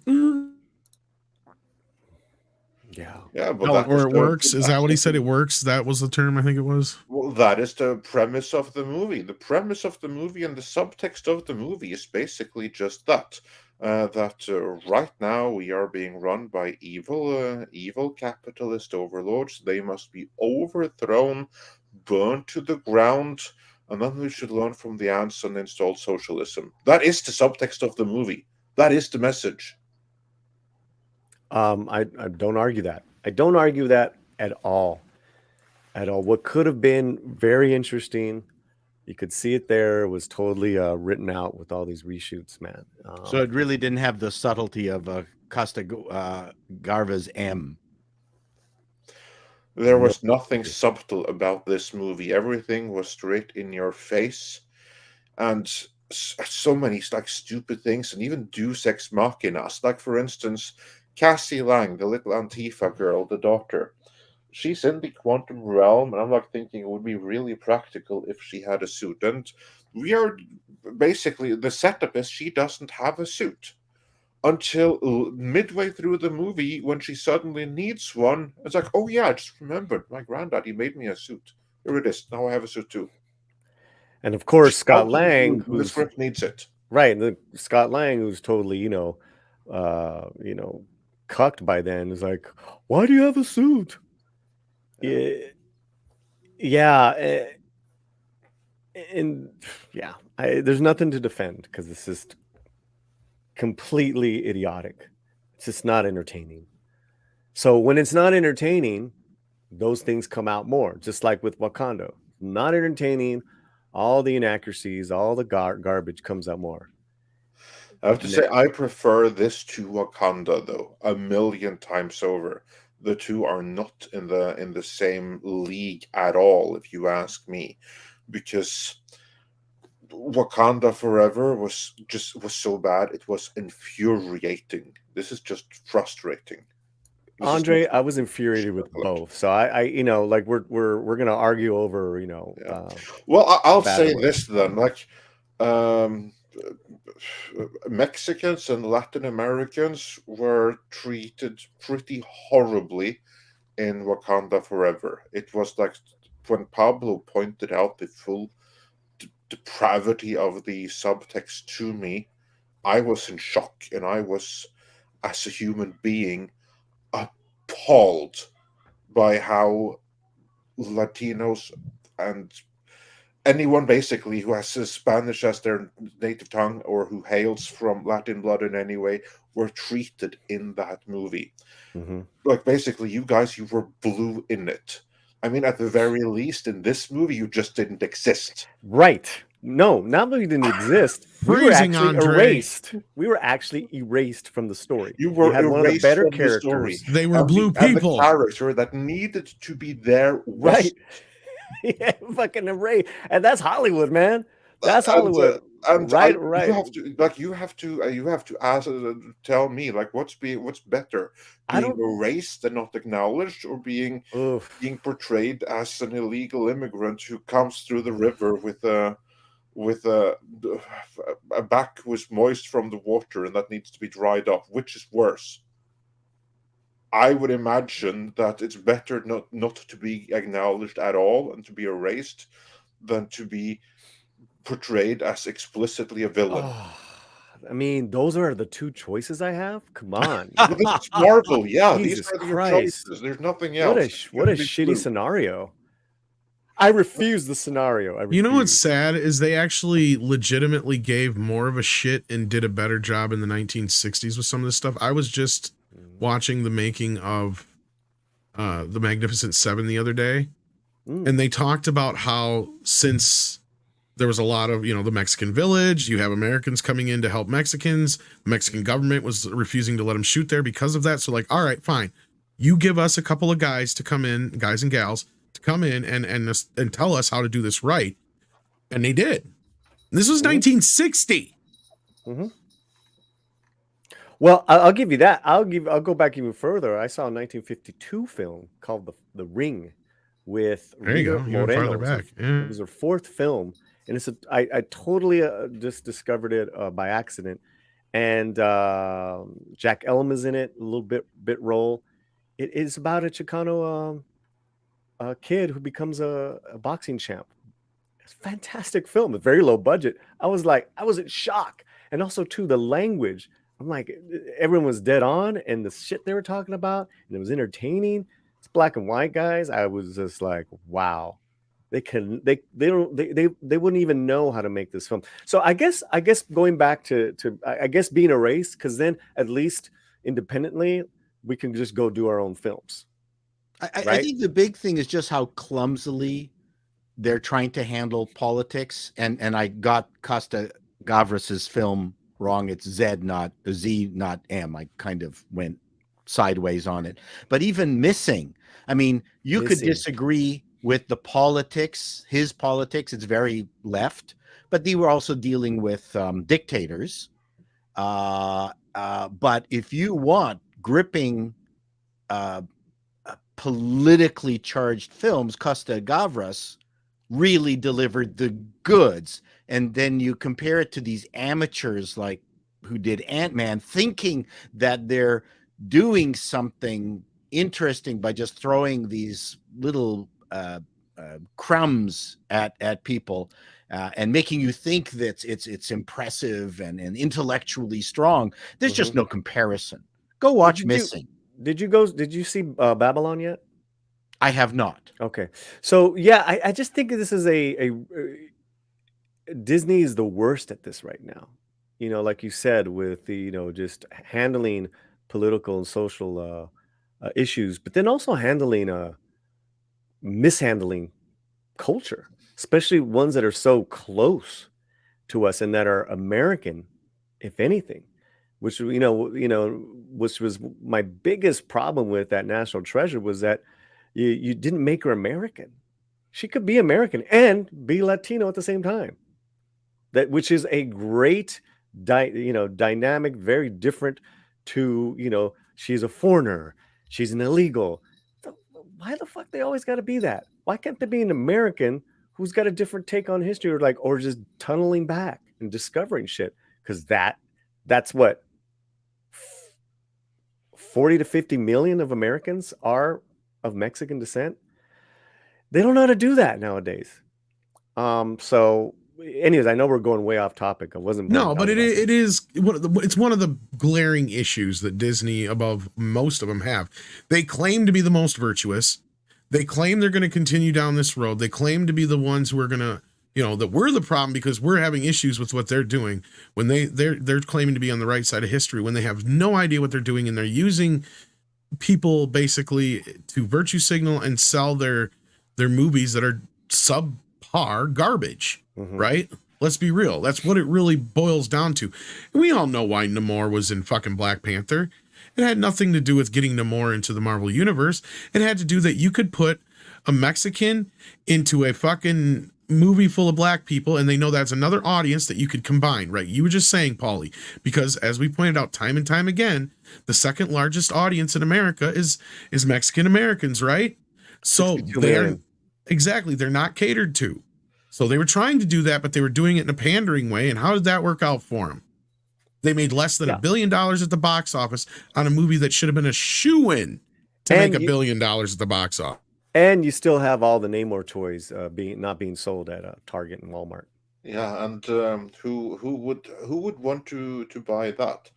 I mean, regular toy collectors, they don't want these modern Marvel movies, and little kids in Latin America.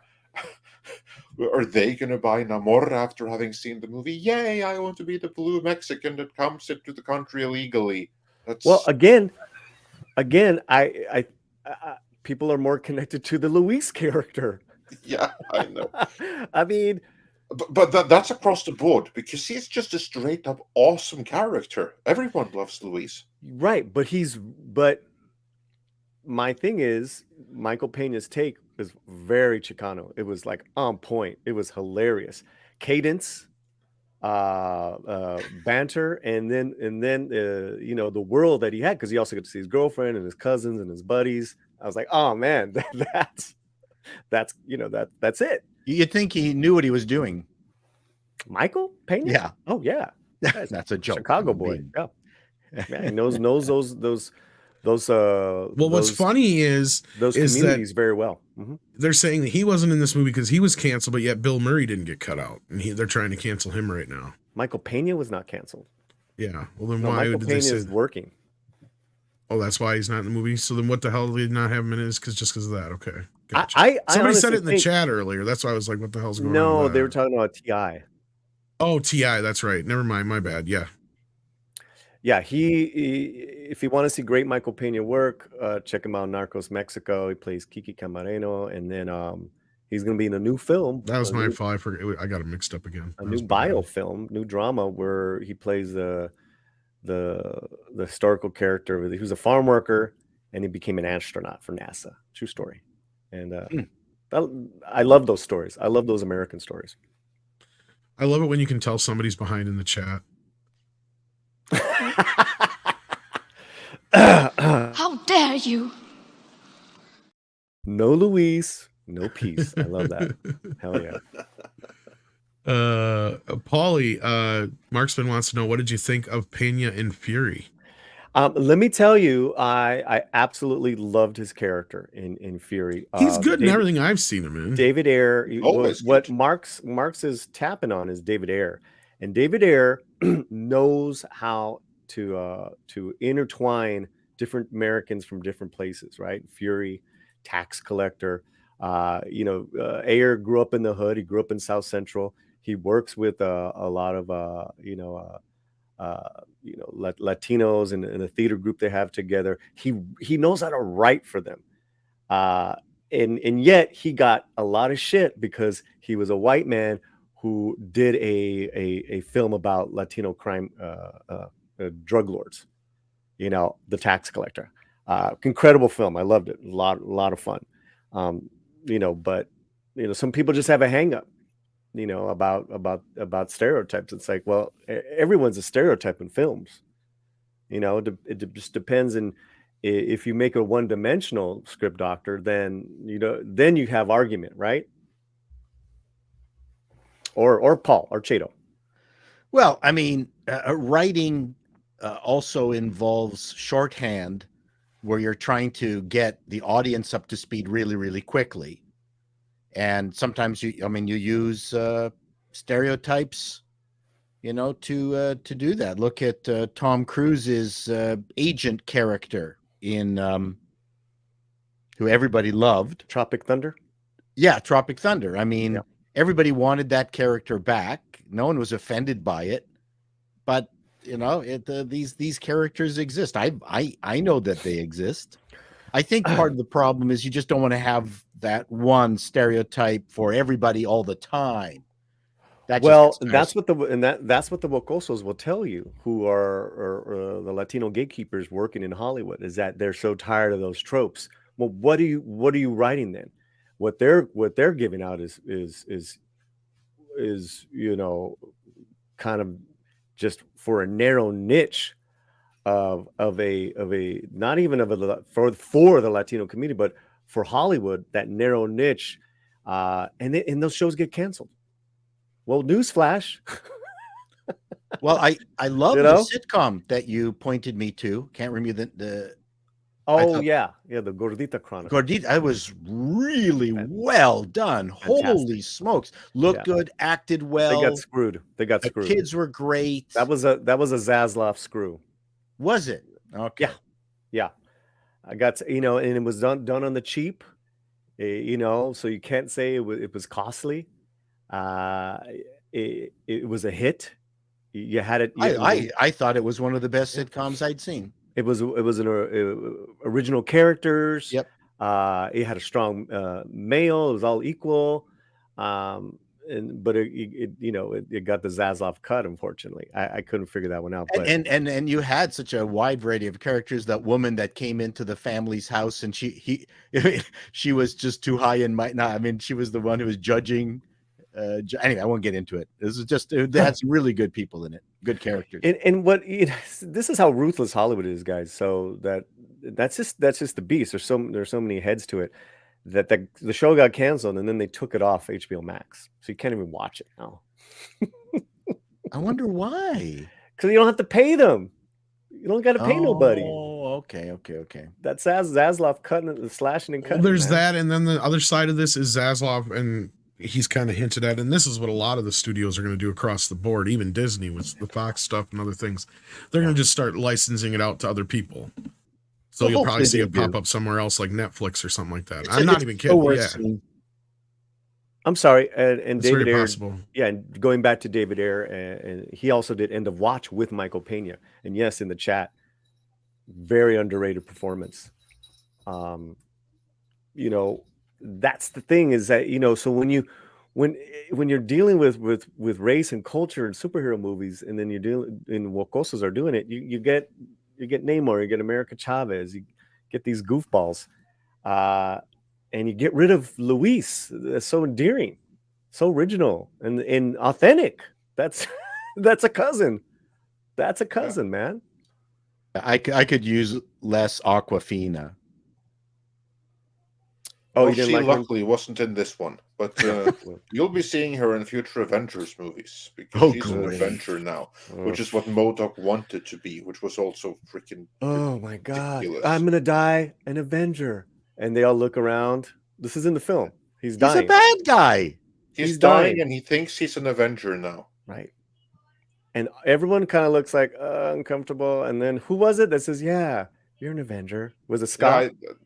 Well, it was either Scott or the Wasp. One Bro, of them I who was mean- like, "Yeah, you're dying now, so yes, you're an Avenger. We Yeah.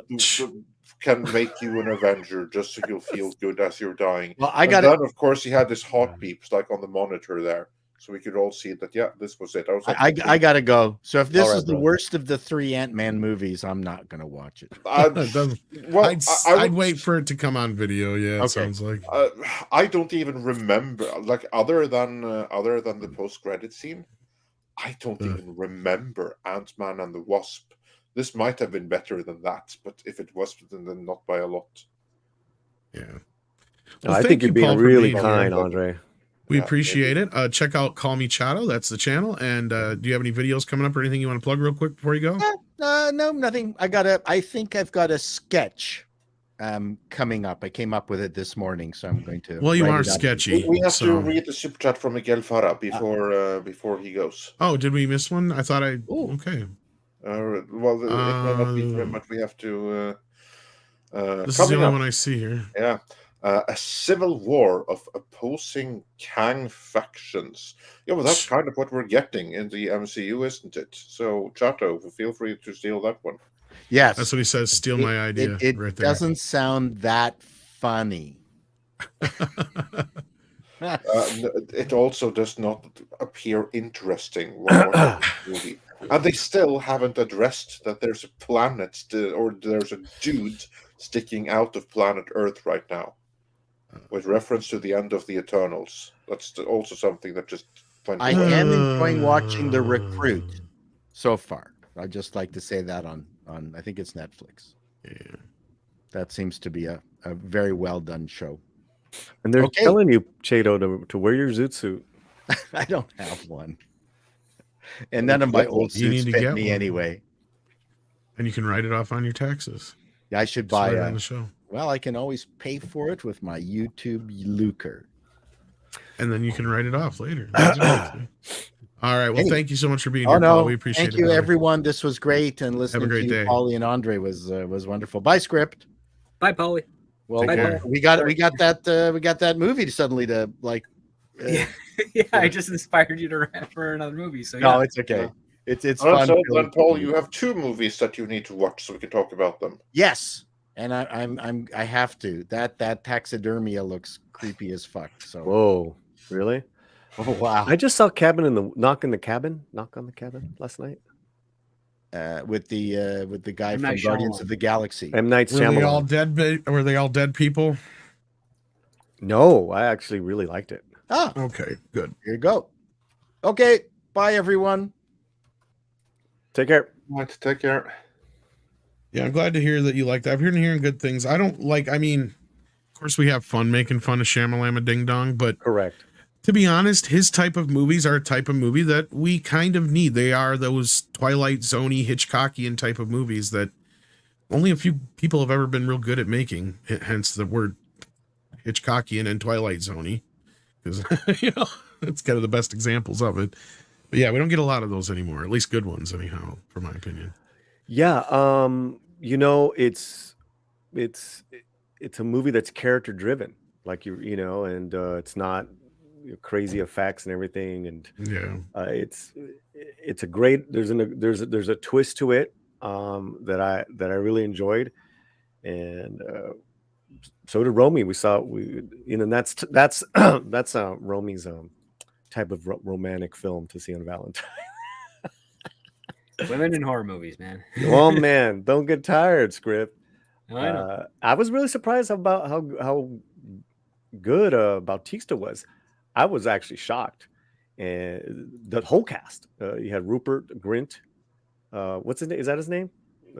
From Weasley. Yeah, that's him.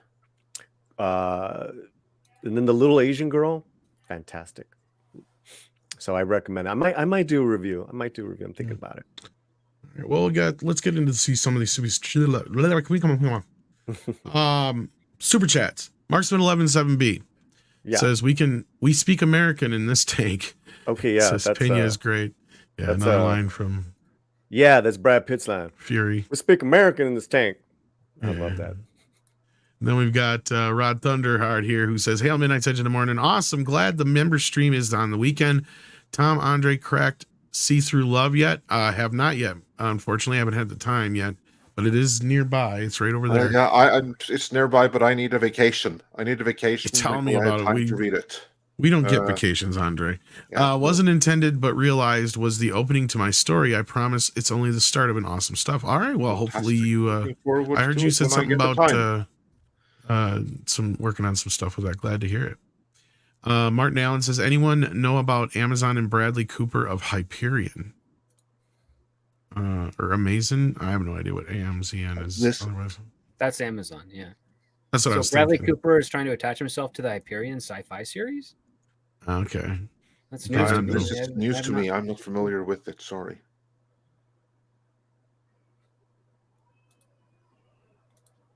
Yeah, I'm nothing I've ever heard before. I'm sorry I can't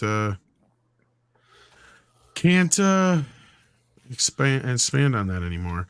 Michael Gonzalez's panel, please rank the MCU from worst to Ant-Man. Well, I would probably assume that there's probably worse films than Ant-Man and Wasp: Quantumania, but there's too many movies and series in the MCU that all of us can go through the entire list of everything here on the spot. So how about all of us just give the top 3 and the bottom 3?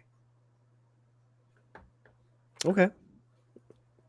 Who you want to go for? And yeah, Six just sent me this thing here. Bradley Cooper launches production label, sets Hyperion at Warner Brothers with Graham King. So yeah, I guess so. Oh, yeah. Okay. Script, you can begin. Yeah, your so top go ahead. 3 and bottom 3 MCU things. All right. So top 3 would be Iron Man, Captain America, Winter Soldier, and Captain America. Bottom 3, well, Eternals I haven't seen, so that's automatically on the bottom. Gosh, it's tough because there's a lot of bad ones now. Yeah, that's my problem too. Is there's a lot of them I haven't seen yet, and I don't know if I ever will. Yeah, that's why. Again, part of the reason. About the ones we've seen. Show to do a complete one. About the ones you've seen. Script. Whatever the ones you've seen, just the bottom 3. The ones I've seen. I mean, well, the latest Thor: Love and Thunder was terrible.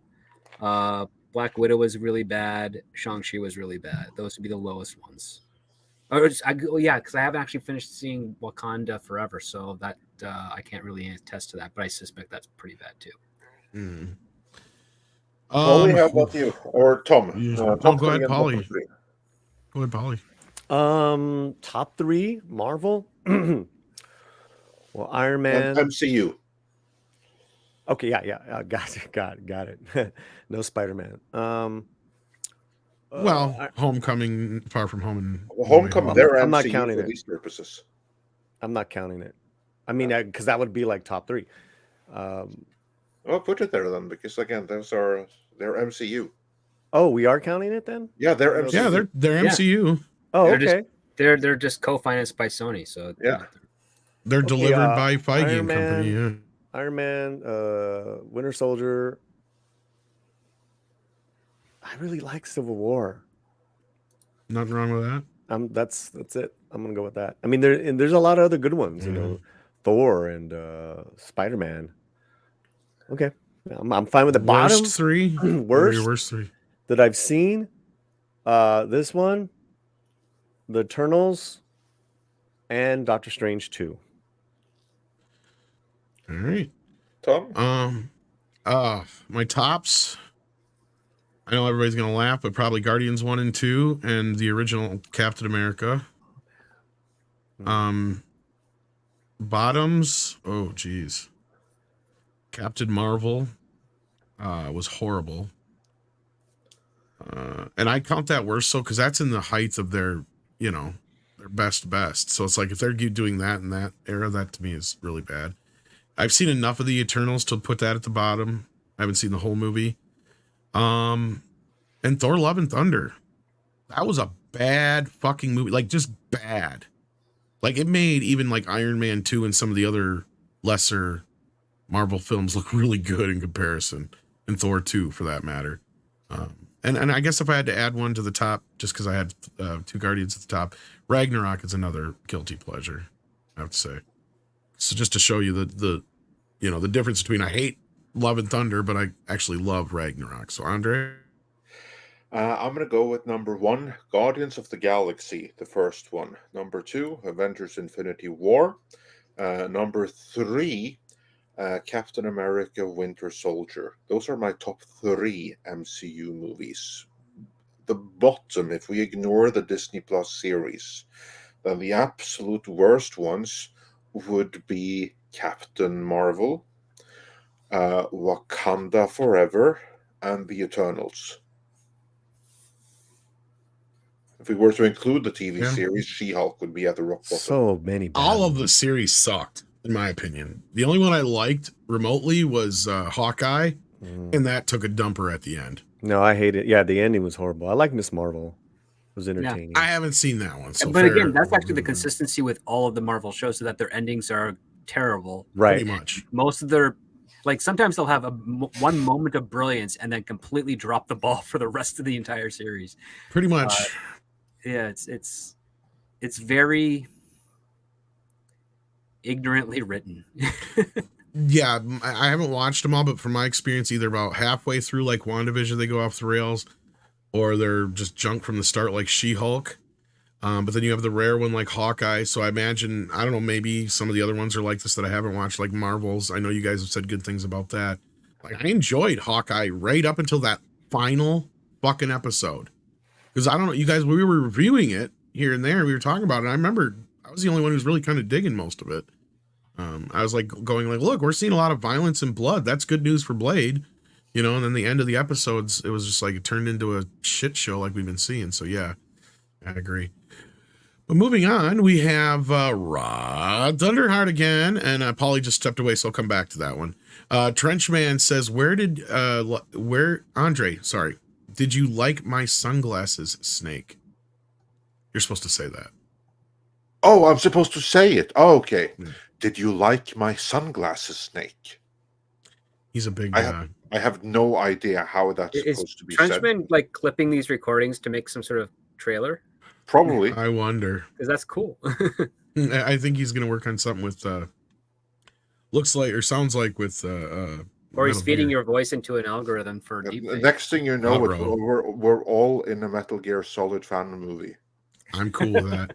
Tipping Barnes says, so can we assume the phase 6 of Marvel will be phase sucks? Well, if phase 5 is phase dive, then yeah, at that point it will suck. So basically we have phase bore, phase dive, and phase sucks. Yeah, this sounds about right, and about sounds where about they're headed. Right. Yeah. I can agree with that. I think we can adopt that, Tipping Barn. And then we got Marcus here who says, all Kang's the same actor. Loki had other actors. So yeah, that's a good question from Marcus for €2. Yeah, it's all the same actor. Loads and Which loads is silly. of the same actor, acting various levels of clown and various levels of stoic and in different outfits, but all the same actor. Yeah. And see, like some in Beavis and Butthead that works, but like I was thinking that when I saw the trailer for Ant-Man, when all the different Scots show up, like there's hundreds of them, and I'm like, shouldn't some of those not look like Paul Rudd, and some of them be girls, and some of them be aliens and other weird creatures? Well, you actually do have that. You have slightly alien version of them and stuff. Like literally, that scene towards the end of Beavis and Butthead to do the universe with all the Beavis and Buttheads of the multiverse. You have that. That's the first post-credit scene. It's all the Kangs that are together. Well, not just Kang, but when they show, because in the trailer there's a shot, unless it's not in a movie now, where I thought it looks like where Scott got a bunch of other Ant-Man from other multiverses. Yeah, because there's a bunch of different Ant-Men from all over, and they're all him though. But that's why I said shouldn't they be different variations on him too? So that's not even in the fucking movie. No. Oh, so there. You go. Wait a minute. Yes. Oh, okay. Yes. Well, there's duplicates of him. Oh, so it's duplicates, it's not multiverse versions. Okay. There's duplicates of him, and they're trying to get inside the what is it, Andre? Remember, they literally create an anthill of Ant-Man. Yeah, Of to get Ant-Man. in like inside this time and space. How does he make duplicates? Because they're it's a probability room like Schrödinger's cat, so that all the possibilities of what he's going to do, they all interact together in that room. I kind of like that. Okay. That Well, was that's actually not bad. That's No, that's I good kinda- piece of Yeah, that sci-fi. was pretty cool. that was real. That was like All right. the- Well, that's where I was confused. I thought that was the multiverse Scots. So I'm like, shouldn't some of them be different? Well, there is one technically person it that's was. different. There was a Baskin Robbins one, which was kind of funny. We saw that in the one thing they were reshooting, wasn't it? Probably, but yeah. But, because this yeah, would have that's been a good adding question. stupid jokes. So yes. Because they even established this whole thing with the Quicksilver thing about them being different too in certain multiverses. So like, yeah, that was kind of cool. And he was working up, and then he was kind of losing that, and then he and remembered Spider-Man for that he matter. remembered his daughter, and that memory of his daughter. Like they all got that memory of the daughter, and they all banded together to help get him to. Gotcha. Okay. Yeah, that was all right. All right, and then we got this was for you from Rod Thunderheart, who says, "Hail, Midnight's Edge in the morning, Paulie. You're getting my book soon. Ooh, Someone's all right. sending you the Cool. book. So, Cool.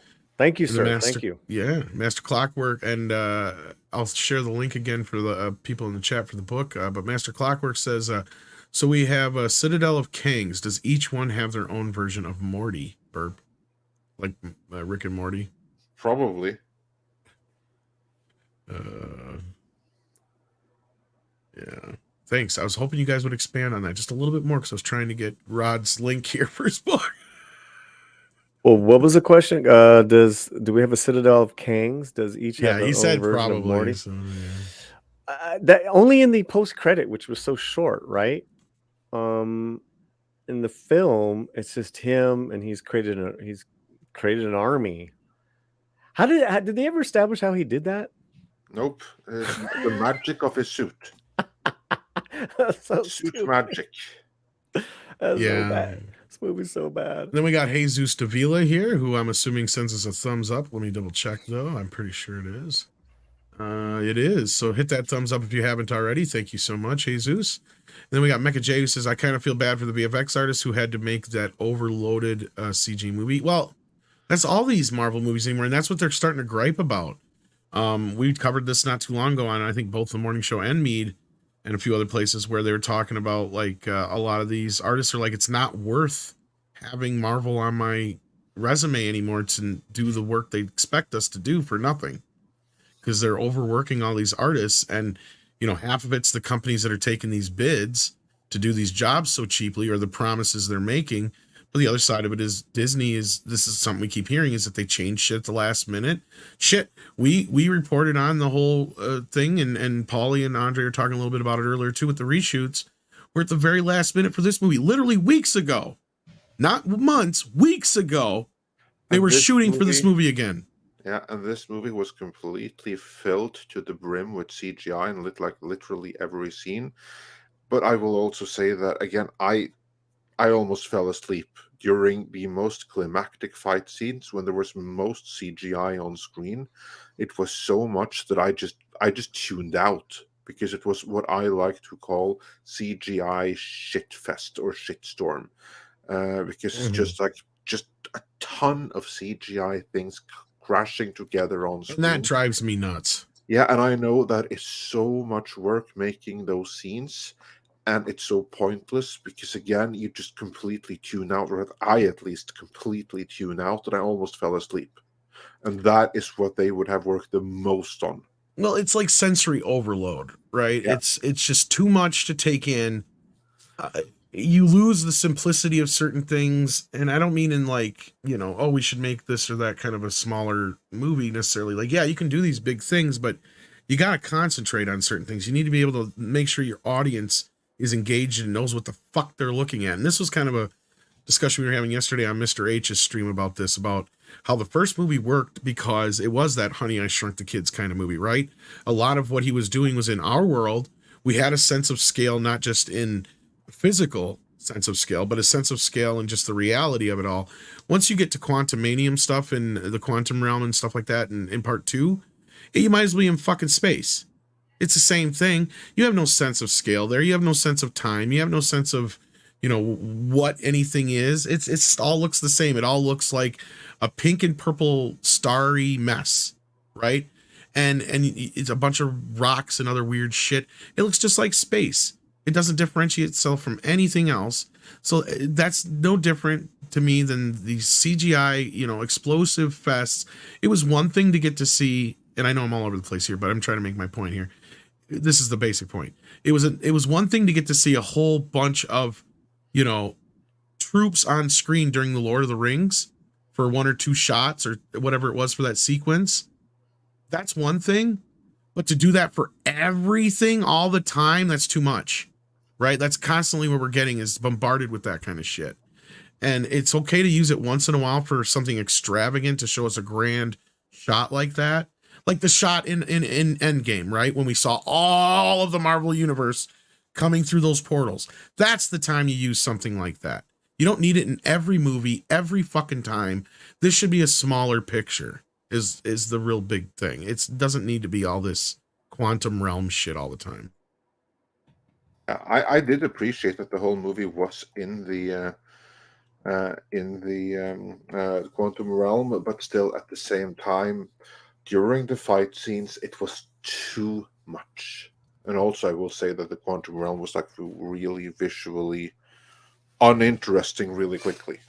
Correct. I agree. And you could tell that it was a lot of green screen, a lot of volume. And that's another thing that bothers me. There was a lot of the Mando tech, basically, right? Like filming not in front of. It all looks so unnatural. So first of all, we have a problem. Like, don't even get me on the whole film versus digital filming to begin with. But that's a whole other argument. But I do got to bounce, guys. All right. Well, we got a couple super chats here before you do, though. Oh, okay. A lot of these cool. are kind of thanks. Addressed partially to you, I believe. Let me see here and make sure. Don't forget, Pablo's. Let's get these real quick. Review on Midnight's Edge Espanol. Yes. Glade Ribbon says the cancellation of Les Grossman would be a perfect comedy. Yeah, well, they've been wanting to make a Les Grossman movie for a while. I think Six said there was some here for you, but I think just in reference to the film, maybe. So, but anyway. I'm sorry, I was joking when I said they were. Oh, okay. No, she's being a meanie. You threw me off. Is that right? I took her seriously. Okay, so we'll grab this one and we'll let you go, Paulie. Jex Reffy says, so does Sony have second thoughts about sharing Spider-Man with Marvel? Not that I know of. I would wouldn't think matter anyway. Sony are very happy about that still. Yeah. And there's nothing they can do now. The deal is kind of locked in for the next set. Yeah. So if they hated it, they're kind of stuck with it until they can find an opportunity to renegotiate. And the version that we had heard was the only person who was throwing resistance in that whole thing was none other than our favorite, you forgot the name? Yeah, what's her name? Damn it. Amy Pascal. Amy Pascal. And she was the one who was causing issues. We had heard that Tom Rothman told her to get your ass over there and make a deal with Disney so we can get this shit done with. Because she wanted to spin it off onto her own shit and do like a Venomverse, basically. So they kind of both got their wish. Well, yeah, they got a separate Venomverse, but Spider-Man will still be associated with the MCU. In fact, Kevin Feige gave us an update. It came out yesterday, at least I don't know when he said it, but probably was on the premiere of at the premiere of Ant-Man. Somebody asked him. He said, "Yep, they're writing Spider-Man 4 right now." So it's his folks are in the midst of working on it. So if that was the case, I don't see why he would be working on it. So there's your answer to that. I got to split, guys. Take care, Paulie. We love you. Check out too, Latino man. Slant. Check out Espanol as well. Where Pablo's review soon will be Yes. up, and that should be a real doozy. I'm looking forward to that. Yeah, and be your own judge, but check out our individual reviews on this movie. Yeah. And thanks a lot. It's been great. Thanks a lot, Andre. Thank you for being here so long, Paulie. Appreciate Later, it. Script. Take care. And yes, I agree. Vertical Horizons. Amy Pascal is the tumor on Spider-Man. This is true. A lot of the things people dislike about this Spider-Man are partially her fault too. The Waltman 4 says, oh boy, the Epstein flight list is being released. The real one this time or the fake one again? Oh, that should be interesting. Yeah. DS Ford says, what's your take on the trans nebula? Well, let's take a look. Yeah, let's get into it. We talked about this the other night on Toxic Femininity. I don't know if you saw that, Andre. I have not had the opportunity just yet. But yeah, this is pretty obvious that, I mean, okay, I brought this up. The girls didn't even know about this, but famously I've said, you know, they have not always used the actual people on posters before. Back in 1990, probably the one that reminded me the most of was when they used a body double for Richard Gere and Julia Roberts on the Pretty Woman poster. And that caused a big uproar. So I'm assuming that might be the thing here, or it could be something more devious. Since it's Disney, we have to say it could be, because it might just be that. Because as you notice here, Nebula is looking awfully manly. Well, she also was in the Christmas special. If you didn't notice, like she was wearing a bulkier suit. Yes. Costume. But this doesn't even look like it's her body. Like that's no way that's her hips. No way that's no. And then you also Karen Gillan is really thin and small, so they could be putting her in a. And she's body. got it could But be, she has but no just curves to her at all. She's just a very pretty. Something don't look right about that. And it's also this doesn't look right too, because the girls pointed this out right away as well. And I noticed that Chris Pratt is definitely bigger than that. Yeah, he can fill out a t-shirt. Yeah, this is not right. So, and I think that looks a little small also for Dave Bautista. She's also much more feminine looking than this. So I don't know if it's a combination of the two, because you can't really tell from her so much she's on the ground, but it does look like they made her a little smaller there. But they've muted a lot of the curves. Yes, that's the best way to put it. It seems like they've muted a lot of the curves, or they brought in some really bad stand-ins for the photograph session and then just Photoshop the heads on and all that. Yeah, it could be that they just thought that, nah, Karen Gillan, she's a little bit too sexy there, so let's shrink her breasts. I don't know. I don't know. We'll see when the movie comes, but I do agree that that looks. Well, it looks what some would consider stunning and brave. Script is right. Gilliam is very tall. She does have what you would call a model's body. Yeah. But she does have some curves to her, and she is not that thick. She doesn't. Like she has more curves than that. She has more curves than that. She has a dip in her hips. Yeah, absolutely. That's what I'm saying. Like in that thick, that section there in the center, that looks like a dude. Okay, yeah, that is no way that's a woman's hips. She wears fake breasts because she doesn't have any. That could very, very fucking well be. But my point is, there's no way her midsection and her hips are that wide. No way. Well, they're in line with the shoulders and the stomach is as well. That's not her body. That's what I'm saying. That's what I'm trying to fucking say here. There's no way that's her body. She should be about half that. She's way thinner than that. That's my point. Even if it looked like a boy, it would still be that. Because yes, in this movie specifically, and in the last special, they have dressed her in the Rose Tico fashions. They have put her in all the women in these now, as you can see, all the women in this photo are all dressed in very unflattering. Because this is the suit they end up wearing basically by the end of the movie, and that's what they all end up wearing, and it's very unflattering to all of them pretty much. So it's like the Rose Tico fashion now. It's a weird homogenization of like a team uniform, but I can suspect that part of them did that to reduce makeup time, because again, Nebula's makeup is almost a full body makeup. Same thing with Gamora. Like they gotta do the arms, they gotta do the top part of the torso, and that's true. That's true. That's like 6-7 hours minimum. And no argument there. And nobody said anything about that. Like this approach here is just now what the girls said, because we watched the trailer too, because they commented on the uniforms in the trailer. What they didn't understand is why couldn't they be a little bit more form-fitting to everybody, not just the women, but everybody.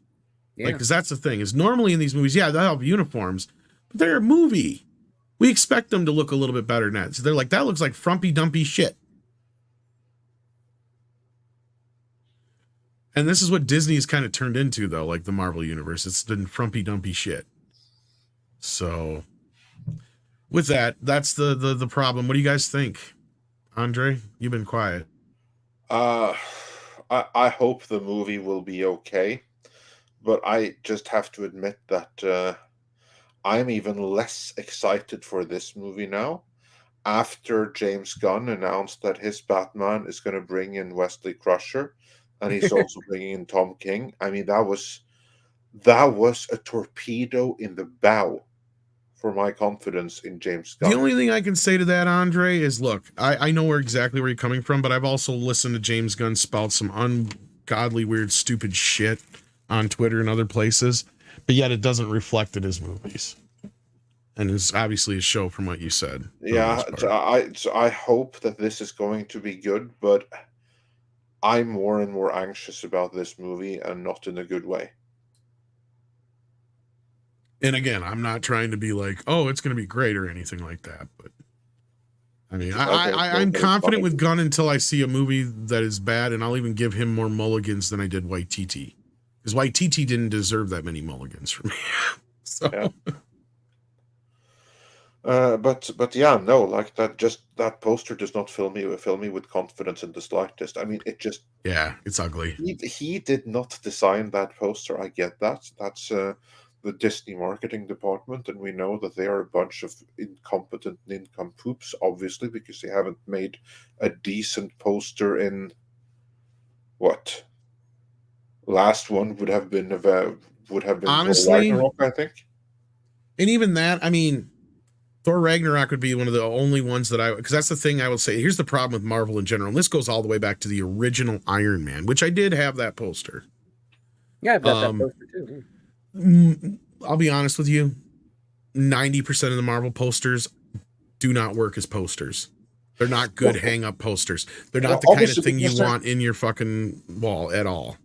Obviously, because they're too busy putting in masonry imagery in them, putting in the all-seeing eye and everything. The problem is a straight line of center focus. Yes. Where all the main characters are right in the middle, and it's not exactly tiered properly. It's big to small, and basically they're all emulating the first Iron Man poster after that. Yeah, with the exception that they all have to fit that triangle with the eye on top in there, and that's really hampering their designs. And then they changed that somewhere around Iron Man 3. And that is when they started doing the more, it is central of a character, but then they'll have other characters around them, floating around them, walking around them. You see that in the Winter Soldier poster, Civil War posters, them facing each other. That one's probably the closer to another one that's maybe hangable on your wall, just because it's kind of iconic in that sense. It has that versus kind of feel to it, kind of like how Freddy versus Jason, the poster's better than the movie, right? That poster's amazing. You want to hang that poster on your wall. The movie I've seen maybe 3 times. So that's kind of the way the outside of that, until they got to Thor Ragnarok, which is finally when they did that psychedelic kind of thing. And similarly, a little bit with Guardians of the Galaxy. See, those other posters didn't stick out for me. The one I enjoyed of the Guardians of the Galaxy ones was when, I think it was for the second film, when they did the Empire Strikes Back poster. Or the Star Wars poster. That's what it was. Star Wars That was poster. The best one, actually. Yeah. And so, in that sense, out of all those posters, none of them I would say are really posters that I would want to hang up on my wall. Even the original Iron Man is boring now. Back then, it was not the norm, but it's become so much of the norm, not just from Marvel, but everybody, that they emulated that, yeah. It's kind of like how Scream ruined every poster in the 90s. Remember that? It had to be everybody lined up in a row behind somebody. Every poster was that in the 90s after Scream. Yeah. Basically the Pirates of the Caribbean posters by the end. Okay, I think it's run its course now. Anyway, yes, move on, Tom. Say it. You guys can just kind of go move on, Or what else we got? That's another thing you can say. Let's see here. The Trans Nebula. Yeah, so thank you for that, DS Ford. I think you got your $5 worth. Oh, yeah. Also, check out, I'm sure you clipped that bit for live archive. We'll see. We'll see. RP, it's at the end of the show. RPR's channel says the new Little Mermaid trailer is now 9K thumbs up and 16K thumbs down. That's 1K thumbs down in 5 minutes. Oh, it just dropped or there's what? A new one. Oh. Well, they were supposed to put one on the Super Bowl. I don't know if you heard about this, Andre, but they pulled it at the last minute, I guess. Oh, they probably didn't want the backlash afterwards, but yeah. 9 thumbs up and 16 thumbs down. How long until they turn it off? It's going to get worse. In the comments section off yet? STL Red Wolf says Hulk nearly forgot to smash the like button. Smashes it. Well, don't smash the whole button. Just Yeah, but everyone do smash that like button. don't break it. STR Red Wolf says good CGI is undetectable. Bad CGI screams I'm CGI'd. See Star Wars Episode 1. Well, you know, in hindsight, there's some shit in Episode 1 that is better than some of the shit that we have gotten in the new Marvel films and some of these other movies and DC films for that matter. Because I will still argue that you take away the Gungans, the droids look fine for the most part, especially in the outdoor scenes. I was very impressed. Great in those movies. And some of the other stuff like that. And you know, the one that stands out to me the most, and this is probably because he was animated by the same person through every scene in both films, and that is Watto. Whoever did Watto did an amazing job with the shadows and the gravity of his, because he actually feels like he's there compared to a lot of the other characters. And I can't remember the artist's name, but they have a special section, I think, in the second film with that artist specifically, and they give him praise for it. But like, yeah, but outside of that, a lot of the shit now, like there's some stuff in the original Spider-Man film I had no idea was CGI until I watched the making of it. So there's some good examples, but outside of that, there's some bad examples in the original Spider-Man movie too. But nowadays you don't get that anymore. It's mostly bad. Not since probably, I mean, I haven't seen Avatar, so I'll give that credit for it may have some really good realistic CGI, but not since the last Planet of the Apes movie can I think of that I've seen some really, really good CGI. I'm stretching to think. Well, Forrest Gump had some excellent stuff back then, but no, I'm talking recently. But you're talking about like after that movie. So. Yeah, I'm talking like in the most recent years, and I'm even saying like even Godzilla vs. Kong and all that crap didn't have very good CGI in my opinion. Dune, it did not. Dune did have some good CGI, and that was because a lot of the time you didn't really think about it being CGI, and that's usually what works the best. So yeah, what about you guys? Anything stick out to you or no? That's passably good CGI. Yeah, recently? in the last like 5 to 10 years, yeah. Like something that really you remember going, God, that was a really good shot. No. I mean, the other part too with CGI is they use a lot of unnatural lighting effects. Unfortunately, yes. And you can tell it's unnatural lighting because light doesn't hit that spectrum in certain situations. So yeah. I mean, it does make everything look like a video game that they have in there. Like you get weird mixes of the same various degrees of red in a scene where you're like, no, the sun's setting at that point, unless there's a chemical cloud that we can't see overhead, like you're not going to get those many variations of red in a single sunset. Like it's just doesn't work that way. But yeah, it makes everything look like a video game. Yeah. Or a Van Gogh painting, like a bad one. Yeah. Andre, anything stick out to you? I mean, some people are agreeing with the Dune, like I said, but yeah, Dune was good, and you know why? Because the best CGI isn't creating completely brand new worlds like you see here in Quantumania and stuff, but rather it's taking something that could have been done practical that you don't even know it's artificial and just augmenting it. Making they take the practical and they boost it up with real work, and they did that in Dune. Yeah, because they shot Dune a lot more like the Lord of the Rings than they did a more modern film, from what I remember. And also, what I liked about Dune is that you can kind of like tell the scale of things, like how big they were, which again was another problem with this movie here. There was no sense of scale for anything. Well, and I think that's because they use a lot of bigatures in this new Dune, from my memory, as opposed to as much CGI as you'd think. Yeah, that helps. In my opinion, because what script is saying is the lighting is the biggest problem when it comes to the backgrounds and everything. If you use bigatures and stuff like that as your backgrounds, that adds a lot more sense of scale and reality than if you're trying to create something wholly from scratch and trying to light it artificially. And if you're using that as your light source and knowing that's your light source and knowing how you got to light your actors and anything else that you do add as CGI, that helps. See, that's the other thing, is everybody wants to get so fancy with CGI. That's the other problem, is everything looks so fucking... That's why I hated the Flash trailer. It's because everything looks so gall-darn animated. It's like, Batman don't move like that. It's like... I've never seen Michael Keaton that spry. Well, regardless of that fact, it's just he doesn't move like... No, not naturally. Into the world of physics. yeah, there's a whole lot. Like the entire Zack Snyder, all the DC stuff, all of it uses very unnatural lighting, and it's oversaturated and it's bleak and terrible. Same thing with like even new Star Trek. Andre and I were talking about this before the show. It just, yeah.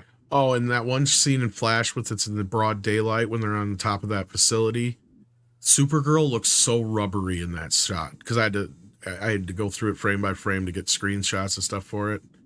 Ugh. CGI and it's so bad. But anyway, Novella Princess says, you hear about Roseanne getting a special. I heard about it randomly yesterday. I didn't hear about her getting a special. I heard she recently did an interview where she said she was the only one who truly got canceled, which is kind of hard to argue with. But if she's getting a special, then is she really canceled? Well, she certainly was for a time, and they did cancel her show and everything. So this is just like, well, I mean, her show's still going. She's canceled from the show, but yeah. Did they not cancel the whole series? No, I think it's still going. Canceled, and they rebranded it the Connors. Yeah. Yeah, I was gonna say it's still going technically. Okay. Yeah. The cast is still there. The title character is not. Yeah.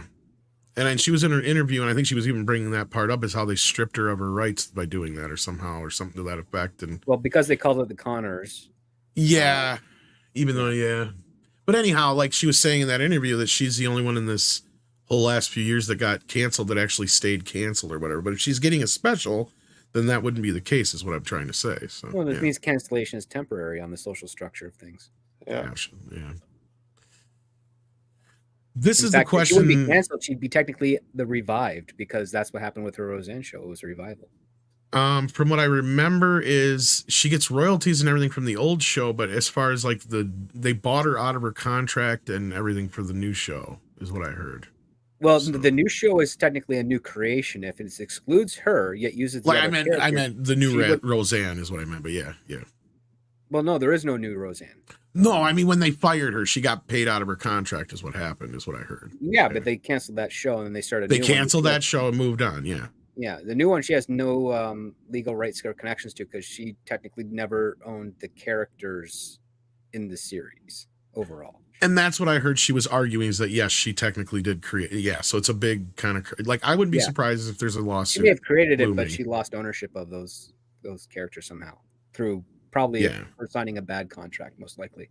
And she's going to take it to court, I bet. The way it sounds, I could be wrong, but it sounds like that's what she's arguing. Pretty much is that she created all those characters. So. And you're right that now with this new version, they're stripping of her rights, and she has no rights to the characters, basically. So we'll see how that turns out. But yeah, thank you for the heads up on the. We got these already, so we're here. We got this one. Okay, here we are. Finding Neo says, "Wonder is Disney is sabotaging marketing to FJG." Oh, you mean why would Disney want to hurt James Gunn when they need Guardians of the Galaxy to be successful? Yeah, no, they're not going to do do you think they're doing that on purpose? Oh no, this whole androgynous thing on the poster, that's just Disney being Disney. Yeah. They are not trying to sabotage the movie to screw Gunn, because Gunn already has his deal now. He is already the Supremo of DC, no matter what happens with Guardians of the Galaxy. So the only thing that happens by sabotaging Guardians of the Galaxy is damage to the Marvel brand and less money for Disney. It's not going to hurt James Gunn in any way, shape, or form whatsoever, because he already has his gig with DC. It's already done. Ain't nothing they can do with them. All they can do is screw themselves. So will they do that? Well, they may do so, but that's going to be inadvertently by trying to show how virtuous they are, not because they're trying to screw with Gunn. Yeah, no, I think they're hurting right now. They know they're hurting, but they're not. I don't think they're vindictive in any way towards Gunn. I think the most we're going to get. A lot of the players at Marvel didn't fire James Gunn. It was Alan Horn that did that. Right. And I mean, in that Kevin Feige thing, I was poking fun at him, and I agree. I think he's more like, he's hurt, but he knows they fucked up, and there's nothing they can do. Yeah. I mean, it just kind of is what it is. And not only that, he knows he can't blame him for taking this role, but at the same time, you can also tell him that it's very telling because he knows that, this guy has now become my rival. But there's that little jab of just remember, you still got stuff you got to do for us kind of thing. I mean, there's a lot of things going on in that whole thing. But I don't think there's any hard feelings between Kevin Feige or James Gunn as far as that goes at all. And I don't think they're trying to sabotage him in any way. There's reference because, again, Feige elevated James Gunn's career.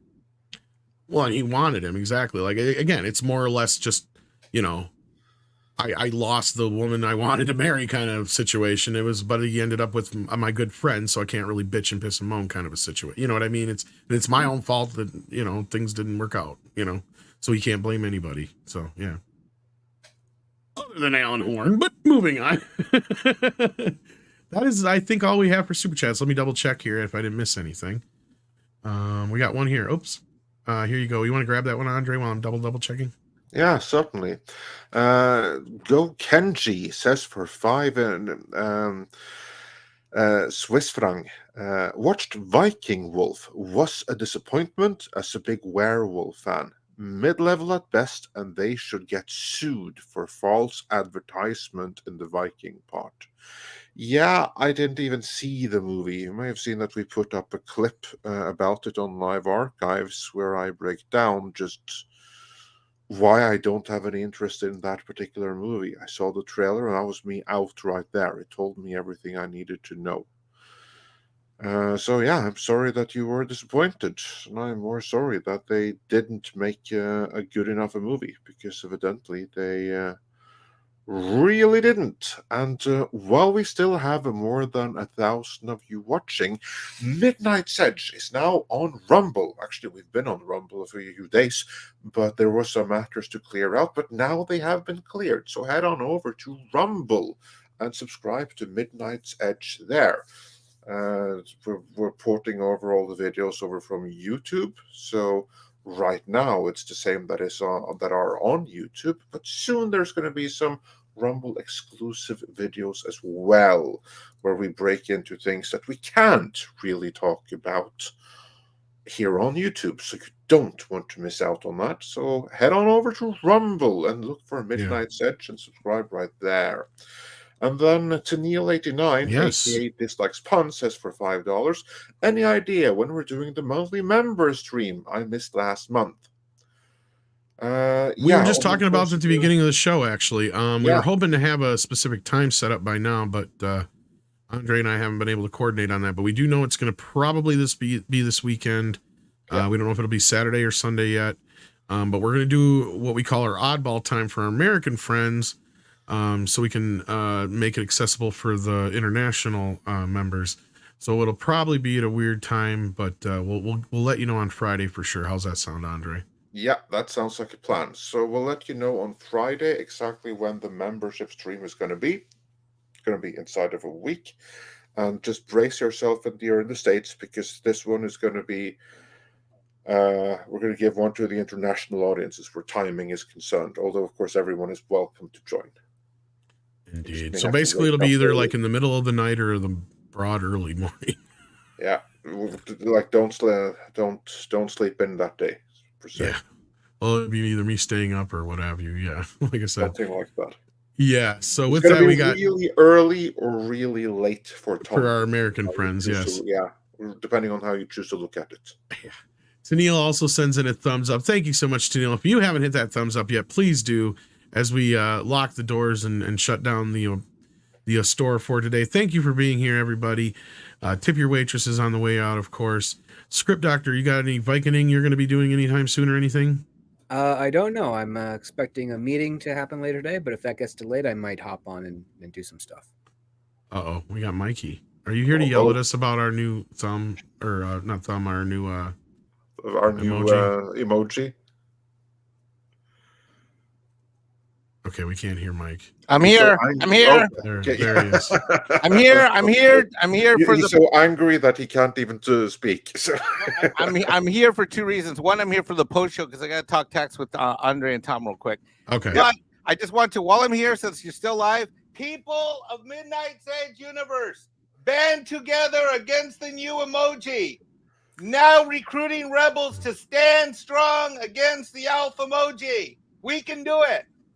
There you go. That's going to work. That's my recruitment video. What do you think?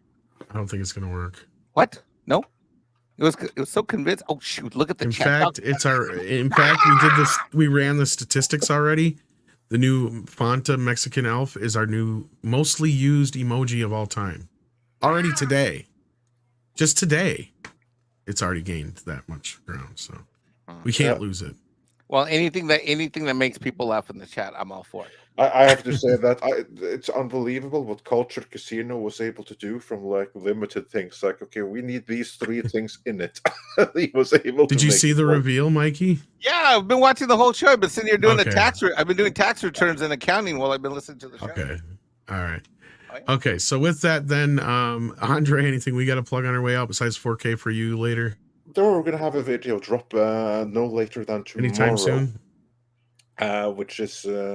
Which is more Disney revelations pertaining to Star Wars. So you don't want to miss out on that. And as Six is pointing out, Midnight Edge is not sponsored by Fanta or by Alf. But if you want to sponsor us, feel free to reach out. I mean, Tennille89 says, Mike, that's what's called Hogwarts Legacy effect. So I should have said, do the alpha emoji, and then everybody would rebel. Well, the more you love it, the more people will be like, oh, well, it doesn't get a rise out of you. Oh my God, I love the L. Sean Carter says, petition for all the emojis to be converted to L. No. No, let's not go crazy here. That might be a rights issue. Yeah, I don't know about that. And then STR Red Wolf says, time for soggy marsupials? I think so, Andre. The soggy elves, you mean? But yeah. No, everyone, thanks for watching, and bring on the koalas. Koalas in the rain, koalas in the rain, no fucks given. Koalas in the rain, koalas in the rain, no fucks given. Miguel Farah sends a last-minute super chat to atone for my sins and to confuse me further. No fucks given.